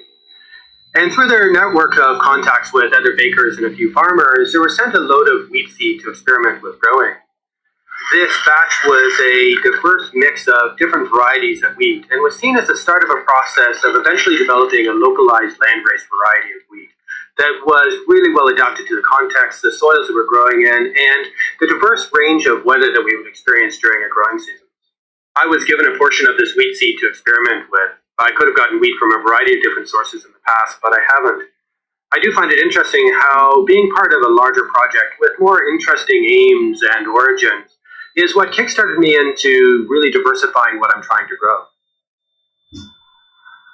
I have a spare piece of ground beside the existing polytunnel garden that I've been slowly working to establish as an additional growing space. The soil is reasonably well dug and relatively clear of weeds, and I thought that about half of this space would be an appropriate sized bed for my first attempt at growing wheat. Unfortunately, I didn't have enough compost to spare for this additional growing space, and so I added some chicken manure pellets to help boost the fertility of the soil. I then broadcast sowed the wheat in the spring and raked the entire bed to help bury the seeds. I then covered the entire bed with a crop cover to prevent the birds from picking out all the seeds. I then pretty much left this crop alone, apart from watering it a few times during the drought, although it probably would have benefited from even more watering. It was so wonderful to watch this wheat grow, as it's such a different aesthetic experience to growing vegetables. It's so peaceful watching it flow in the wind. Wheat is such a fascinating plant, especially as the seed had started to form and the diversity of different varieties became really apparent. Growing wheat is relatively easy, but it seems that the harvesting and processing is the real tricky part of it. But because I was growing at such a small scale, this wasn't such a big issue. I cut the plants down with a sickle and originally started to bind them up into bundles or into sheaves, as this seemed to be what you were supposed to do. But then I realized that I had some empty space in another polytunnel, and so I simply laid the cut straw down onto a piece of ground cover fabric so that it could ripen fully and dry. A few weeks later, I tried a number of different methods to remove the grain from the straw. This was complicated by the diversity of varieties of wheat in the mix, as the seed heads were at a wide range of different heights along the straw. But I found that running the plants across a clean metal mesh of a large sieve that I built was easiest and fastest. The grain and the chaff dropped into the large bin below, and I was able to easily scoop out any seed heads that did pass through and run them over the sieve again. I then winnowed the seed by repeatedly pouring from one bucket to another. So now,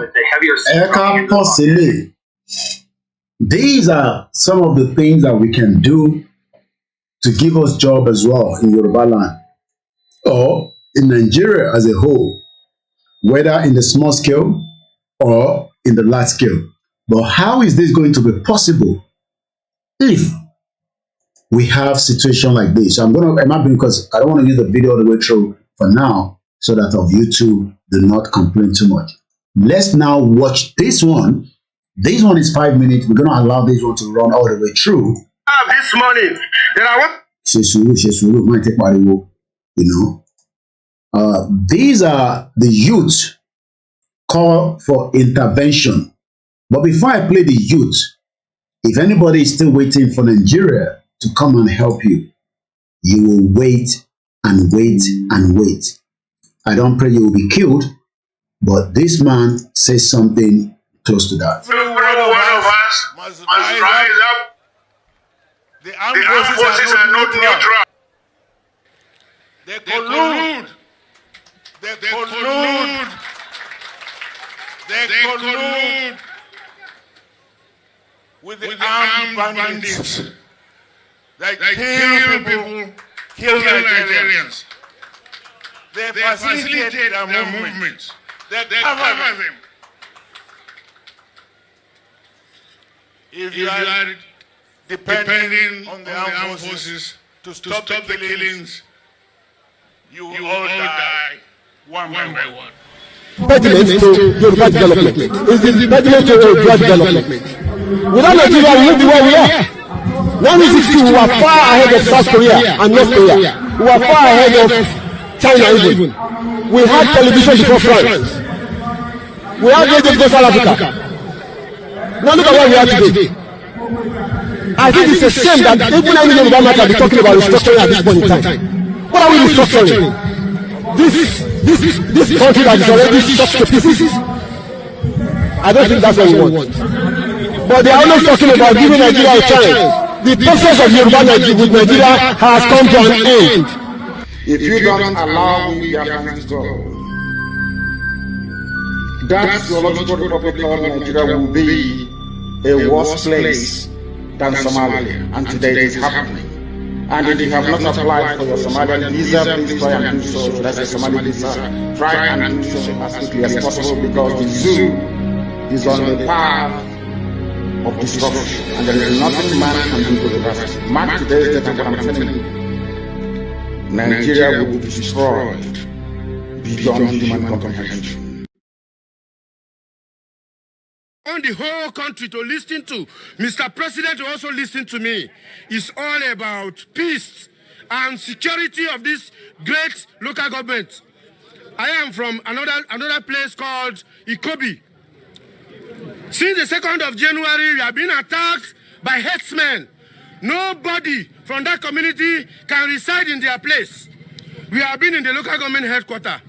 More than how many kilometers in Ikobi, Ogba, Ologba, Ugbobi, Ijaha, Imana, Akpete. All these places that I'm mentioning for you, they are not staying in their places. Which government that will not protect its citizens? What kind of government is that? When the youth start shouting, you say they are making trouble. We are not making trouble. We have been protesting since morning. Nobody have ever raised arms or cutlass or anything. Fulani man will be riding cow with cutlasses, AK-47. Nobody will say anything. They have another immunity that they are operating, that we Nigerians, we don't understand. The government should tell us if they have more power than other citizens of this country. As you look at this community, all the people you see around here, they are not from this community. They are from the community being displaced by the herdsmen. The community called Ugbobi, under the same local government, a bidder chief was killed, and the hand that controlled the bid was taken away by these same headers. And you want us to keep quiet. Which country are we? The government should tell us, where did we belong to? Are we also citizens of this country? I am asking questions, and I need an answer. Soldiers will be around the community. See the army, the Fulani herdsmen will be coming to behead people. What are they there for? Are they protesting us? Are they guiding the community? Or are they playing games with our lives? This is a pure video of what is happening in Borno State. There are some persons or individuals who will be making sure that there will be no peace in this country because they are benefiting from it. They should call the GOC commandant, 72 Battalion, Nasme Barras in the Makodi, ask them questions. The boys you posted to Apalo, don't touch me. The boys you posted is to Apalo local government to safeguard lives and property of the citizens in Apalo local government. What are they doing? We have 2 barracks in Makodi, in Benue State headquarters. We have 72 Battalion, we have Nasme Barracks. The commandants that send these boys down there, they should ask the boys, what are you doing? What are you doing? Which job are you doing there? They are fucking our girls, fucking our wives, killing our girls, making merriment because we have situation in our hand. We are tired of that. We are making this protest because we want Nigerians to know that people are passing through difficulties. Thank you. There are women who are running with children all over the places. They don't know where to hide their head. There are boys who can no longer go to school because they are scared of Fulani herdsmen. Fulani have turned our schools in the village to their camp. Are we under civil war? Are we going through civil war in this country? Let the government tell us. Let the governor of the state tell us. Let Mr. President tell us. We are not happy. And I want to make it categorically this morning that we are not happy, but we are not violent people. You can see the youth around here. Nobody is carrying arms. Nobody is carrying cutlass. Nobody is carrying any kind of weapon in their hands. Armies are here shooting guns. But I'm telling you, they should shoot from now till night. We are not going to resist. We must stand our feet and make our voice heard. Please, I want to create a judgment because people will be looking at it that maybe you are spoken, you have come out to expose some societies. My life is not safe. My life is not safe. My identity has been exposed. My name is Ahmed Shedan from this community. I'm not hiding them because I am not better than those who have lost their lives. If I am good, I am not good more than those bearded chiefs that the Fulanis have killed. Fulani have the contact or the same man to call him. Where are you? And the man thought maybe the people are his people and he identified his whereabouts. They went there to behead the man. What are we talking about here? What are we talking about? What kind of country do we want to build? A country with crisis, a country with anarchy, a country with problem all here and there, that woman cannot go to bed and sleep, or children cannot sleep by the night or go to school the next morning. We don't have more than this, but the youth of this local government, Apa local government to be precise, under Benue says, we have said that we need government attention, but not this kind of government attention that brought army and we will be killed in front of army. That is all I want to say. One of us must rise up. The youth, the armed forces are not neutral. They collude. They collude. They collude with the armed bandits that kill people, kill Nigerians. They facilitate their movements. They cover them. If you are depending on the armed forces to stop the killings, you will all die one by one.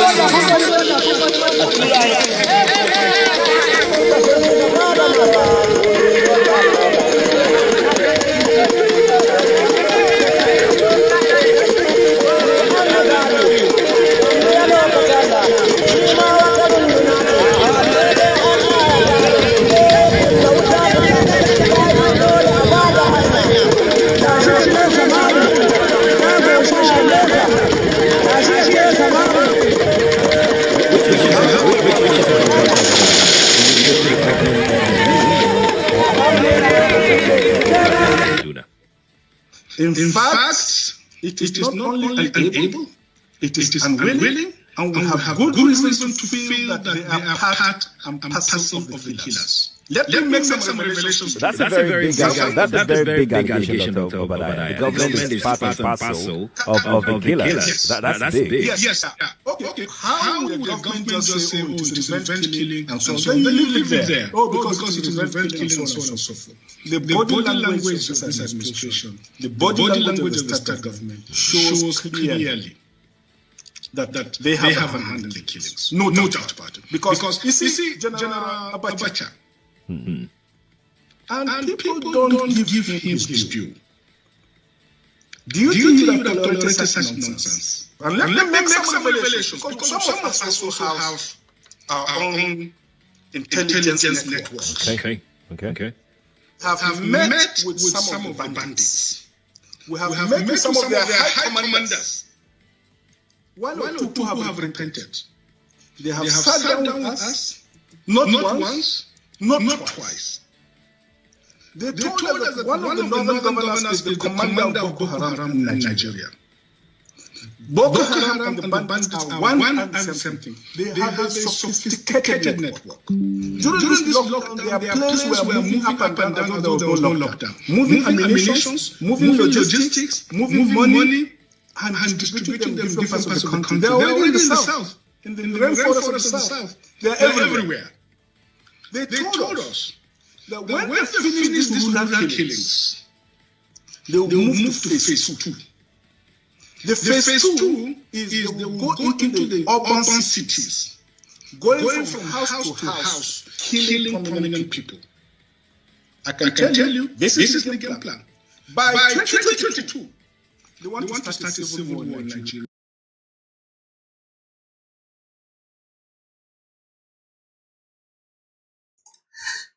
Everybody thought 2022 was the end of the Boko Haram. Nigerians believe that 2022, that this man said was just going to be 2022. Even our father is up with Koiki, you're lying. This man said 2022, but nothing happened in 2022. I will be your end. To remind you Nigerians that you will all die, just as Danjuma said. You will all die one by one. The guy was even asking that, are we in civil war? You told me I'm a violent man. My utterances are very, very bad for Nigeria. But the guy in Benue is asking Nigerian government, are we in civil war? He's even using the word that they are sleeping with our girls. You will all die one by one.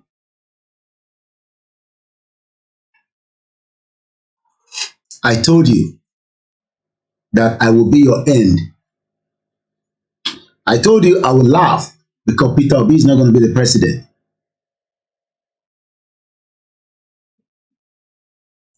I told you that he will laugh last, laugh best, especially to those Nigerians.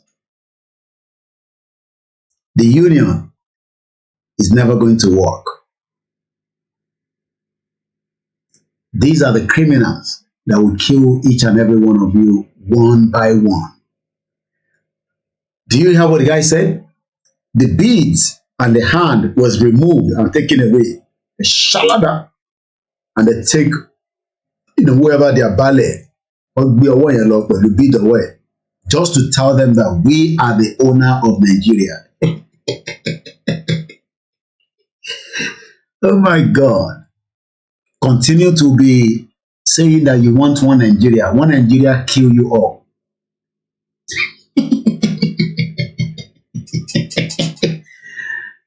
The North will never have peace. Southwest will never have peace. Middle Belt will never have peace. Southeast, every part of Nigeria will never have peace because you have the devils that are living with you day and night.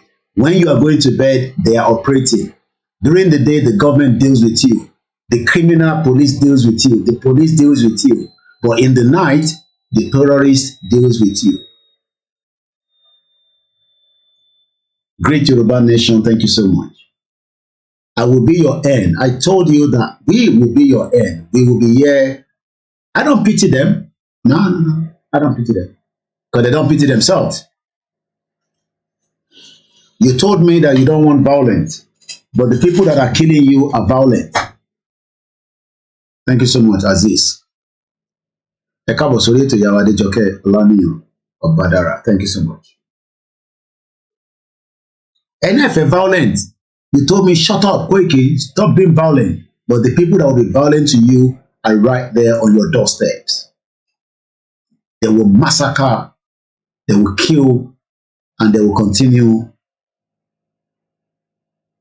to be having impunity. T.Y. Danjuma told us. Maybe you want to listen to T.Y. Danjuma one more time. Every one of us must rise up. The armed forces are not neutral. The armed forces are not neutral. He told us everybody must rise up, but people say, no, don't rise up. Only Baker, shout out to you, my brother. That is about that. Let's come out of all that. And then the final part, because at 3 o'clock, which is 3 hours precisely, we are now 2:45 minutes. We will then talk, we will then open the phone line so that you can then also call in to the program. So probably maximum 4 hours we do. So Elekafi and Benue Sele, Benue should have given us the food basket, but he can't because it is not working. Now let's talk about the last part of the program, which is this new investigation put together by the Al Jazeera. Like I said, using that video, I won't be able to do as much, but you can go and watch it yourself. It's on their website. They've just released it today, 13 hours ago, and already 447,000 people have watched it. It's all about the corruption, everything going on. Very, very powerful. It's just less than 1 hour. I will share the link with us to go and watch it. Like I said, since this is a new video, don't expect me to play it. I won't play it, okay? Not even on YouTube. We'll play it on Facebook. That video is on our Facebook if you go and watch it. But you can go and watch it yourself. I will share the link. Very, very powerful. I have watched it. But I'll be able to read the article that came with it on their website. So which gives you a background. Al Jazeera, the headline is called Gold Mafia Helped the Gupta Brothers in South Africa State Was Captured. How they move money through Hong Kong, China, Dubai, and then all other different parts of the globe. These are the brothers, all criminals, just like the ones in Nigeria as well. Every one of them, they're criminals. Lebanese, they are criminals. These are the Gupta brothers. So let's read a little bit. Al Jazeera investigation. Al Jazeera investigation. Sorry. Where's that? Yeah. Al Jazeera investigation reveals a well-known money launderer as previously missing link in the Gupta state capture. One of South Africa's biggest money launderer was behind 3 companies that played a key role. Let me increase the front because of those of you that have big screen TVs. And this was released today, okay? That's why we can't even touch the video. Because Ocean Hot Lower. One of South Africa's biggest money launderer was behind 3 companies that played a key role in the country's state capture by the controversial Gupta brothers under former President Jacob Zuma. Al Jazeera investigative unit has found 3 companies known as Velozone, Zokobiet, and Cora General Traders were identified by the Zondo Commission, an investigation set up by the South African government as conduits used for fraud and capture of state funds by a small group of South African politicians and businessmen. Just, you think it's a lot of people that they need to move money. They don't need a lot of people. And they don't need you.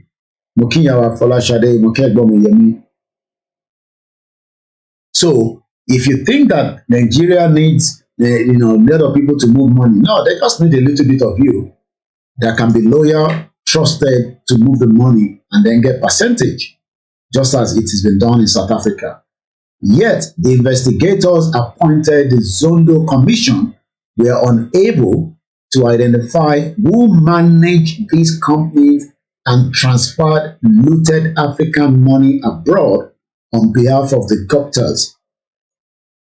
Now, documents obtained by Al Jazeera show that the person behind Vazona, Coral General Trading, and Zobika was Mohammed Khan, also known as Mo Dollar, a well-known South African money launderer. That payment was done by Mohammed, a whistleblower, Daoud Khan, Mohammed's brother and the former employee, told Al Jazeera. The state capture is a form of corruption where a small group of people influence the decision-making process of a state for personal gain, just as they do in Nigeria. Ọ̀dọ̀ ìlọ́nkọ́ gbogbo owó yẹn wá Abdullahi, ṣé ìwọ náà ti jẹ́nu ẹ̀? Orí Dubai ní gbogbo owó yẹn wá ló má ti kúrò ní Hong Kong, tó ti clean ẹ̀ adé Dubai, láti Dubai ṣe àjáde padà. South Africa's current government under President Cyril Ramaphosa has accused two brothers of the Gupta family of businessmen, which became synonymous with the state capture under Zuma of plundering the country's fund through a systematic web of corruption. The brothers were arrested last June in the United Arab Emirates, but last week the UAE dismissed South Africa's request that the Gupta siblings will be extradited. So Dubai náà fi release wọn, even though pé wọ́n ti mú wọn ní Dubai, ọwọ́ tí wọ́n mú ọwọ́ nìyẹn. Oh my God. Allah. The new revelation identified Mohammed Khan as the previously missing link in the Gupta state capture case is part of the Gold Mafia, a 4-part investigative series into several gold smuggling, money laundering gangs operating in Southern Africa. The Gupta brothers. The Zondo Commission was established in 2018 to investigate report of the state capture, corruption and fraud mainly by the Guptas, an influential South African family with the Indian roots, just as we know of the Gilbert family that are close to Dangote and the rest of them, and Tinubu and every one of them as well, which we have discussed, extensively well. You can see every one of them here. That is, these ones are criminal as well. You can see their face here, in this picture. That is the French President Macron. That is Tony Boy, Mike Adenuga, Rabiu Samad, Dangote. This is Access Bank. These are the ones that claim the money for them. That is Chagori, criminal. These are criminal Lebanese that made money from Nigeria. So continue to be abusing us while those ones that are stealing your wealth out of the country called Nigeria today. Let's come back again. They are the same, just as they arrived in Nigeria. Since their arrival in South Africa in 1993, this guy also arrived in Nigeria, as a refugee that become a billionaire through corrupt Nigeria system. And this is why we are saying to our people, that is why the Dubai government blocked African visa. Not only that, it's got nothing to do with that. It's far more beyond that.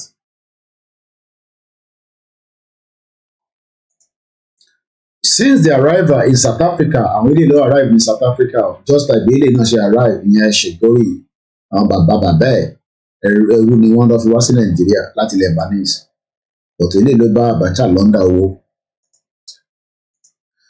Since the arrival in South Africa in 1993, the Guptas managed to build a vast business empire, and they eventually came to wield enormous influence in the country, allowing them to obtain large amount of state fund that they launder offshore.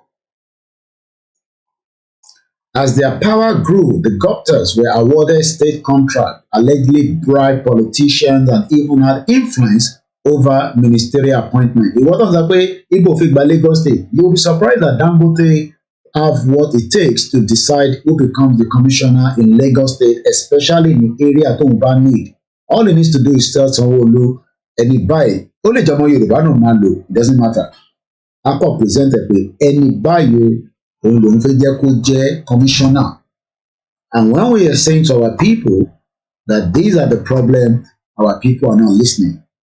As their power grew, the Guptas were awarded state contracts, allegedly bribed politicians, and even had influence over ministerial appointment. I want you to take note of that, ministerial appointment, just as any one of them would do in Nigeria as well. I pity a lot of Yoruba people. Ministerial appointment in the Zuma's government. Such was their clout that in 2013, they even managed to use the South African military airport to bring hundreds of guests from India for a wedding that sparked a national controversy. Ibi tó ní agbára dé, wọ́n lo South African military airport láti fi kó àwọn wèrè wá láti India for wedding. And this is the same thing that these Gilbert have done, especially with the Eco Atlantic project on Shilawolowo. Let's go further. The money obtained in the States capture was sent abroad through a network of companies and eventually seemed to vanish. Zukubiat, Cora General Trading, and the Valor Zone were all part of that network, dubbed the spider web by investigators. Among the investigators appointed by the Zomdo Commission was Paul Odin, an anti-money laundering expert. We were basically looking at the flow of money into this network from the state capture, and we knew it was going through a money laundering network, he told Al Jazeera. A breakthrough came when the commission was able to determine a direct link between the money from the state capture and the Guptas through the transactions from South African company Valozone to Dubai-based company Griffin Line General Trading. Griffin Line Trading General was known to be controlled by the Guptas, but the owner of Valozona, Shai Bukhari, was just a frontman. In reality, the company was run by Khan, a prolific money launderer who has worked for cigarette don and gold smuggler Simon Rodland, helping him transfer more than $100 million abroad. Khan also bribed employees in several South African banks to help with the money laundering operation. Igbesantoye, welcome to the program, sir. From South Africa to Hong Kong, documents obtained by Al Jazeera show that money was moved from several companies to the account of Valozone and Zokobuya.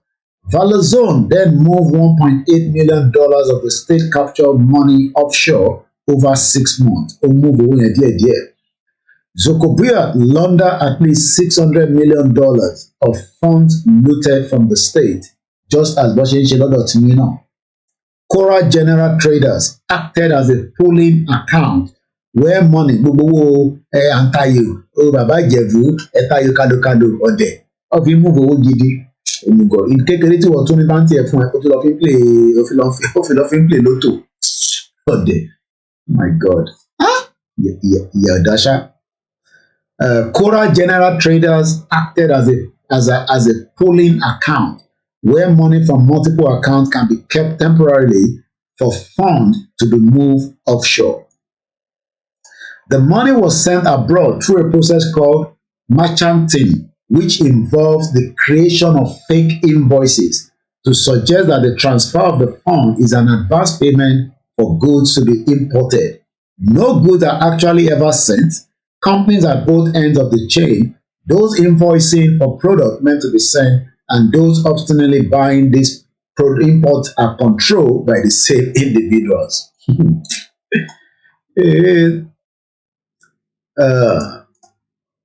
Invoice mostly came from Hong Kong-based front companies, some of which were owned by Khan as well.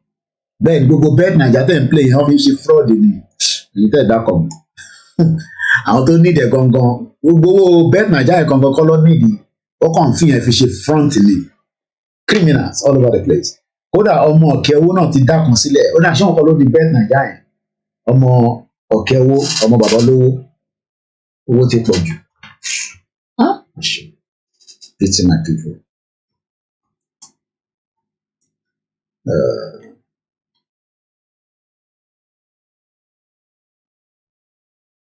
Ondo State is under attack some hours ago. Pẹ́kọ́ tó para wọn dà. Tó bá ṣáà ti ń ṣe mẹ́ta sọ fún yín. A máa ṣí phone line yẹn láìpẹ́. So, Molakade were distracted. WhatsApp conversation obtained by Al Jazeera show Khan asking Konara how much money could be laundered through the account for an upcoming period. According to Daudu Khan, Mohammed's brother, the launderer used the three companies interchangeably. So I'm gonna mix it on Yakopo. Valozone, Zokobiat, Kora, they all play the same role. Daudu told Al Jazeera, you couldn't utilize the same account on a daily basis. So you will spread your funds across different accounts at different times across the week of the month. In an audio recording obtained by Al Jazeera, Khan admitted that he was breaking the law. Okay, at worst, I get arrested, Khan can be heard saying in a conversation with a family member. I'm going to be arrested for the stuff that was done on Kora and all of them. So, and it goes on like that. Al Jazeera approached those featured in this investigation. Mohammed Khan described all allegations against him as false and as being on speculation. So, but the video is right there on YouTube. Do not ask me to play it. You will not let it for it because it's still a new video and Al Jazeera will not want the video that they've done. A lot of work to be removed by that. So we're just going to open the phone line briefly because we are now exactly 3 hours, and if you don't have any call, we might as well just say YORÀBÁ soon, and then we'll be out again over the weekend. My name is OLAMILEKAN. The most important, let me take one of the video out there because I'm having double video there. As I always say before I go, Yoruba Nation is our final solution. Don't be deceived that Yoruba Nation is dead. Yoruba Nation have just begun. The education, and for those of you that are saying, Yoruba Nation is not going to work. Well, the question is, since Nigeria is not going to work, then it is our responsibility to start saying, let's come on the round table and divide the country. That is how far we can go tonight, and I'll be back again same time tomorrow. Well, not same time, but you know what I mean. Thank you so much, everyone that has stand for the last 3 hours. I hope you got something out of it. Remember, we are just a good guy. It is entirely up to you to take whatever you want to take. But one thing is, this year, 5 million of you, I'm not talking about the 28 million already, but another 5 million will never get a job. You might get bit and bait, 3,000 a day or 1,000 off. Different things you can do, but it's not going to survive in the long run. You get it? You get it? You get me? If you don't get it, you can never get it. I still have 2 more days. I can't comment. Facebook chat take her out. So we can't comment until the 16th. I'm just going to go and lie down on my bed, and then I'll be on my Twitter and likewise on my phone, where we continue our post. If you don't get it, you can never get it. I post most of my posts on the social media, apart from some that my team also do. But one thing is, Nigerians will rise up one day. It's just a matter of time. No problem. You don't see, but when I come back, I play the anthem. I'm not believing that we can't take a call, so that we just leave it as 3 hours because it's already 10:31, and I think my body also say I should just call it a day.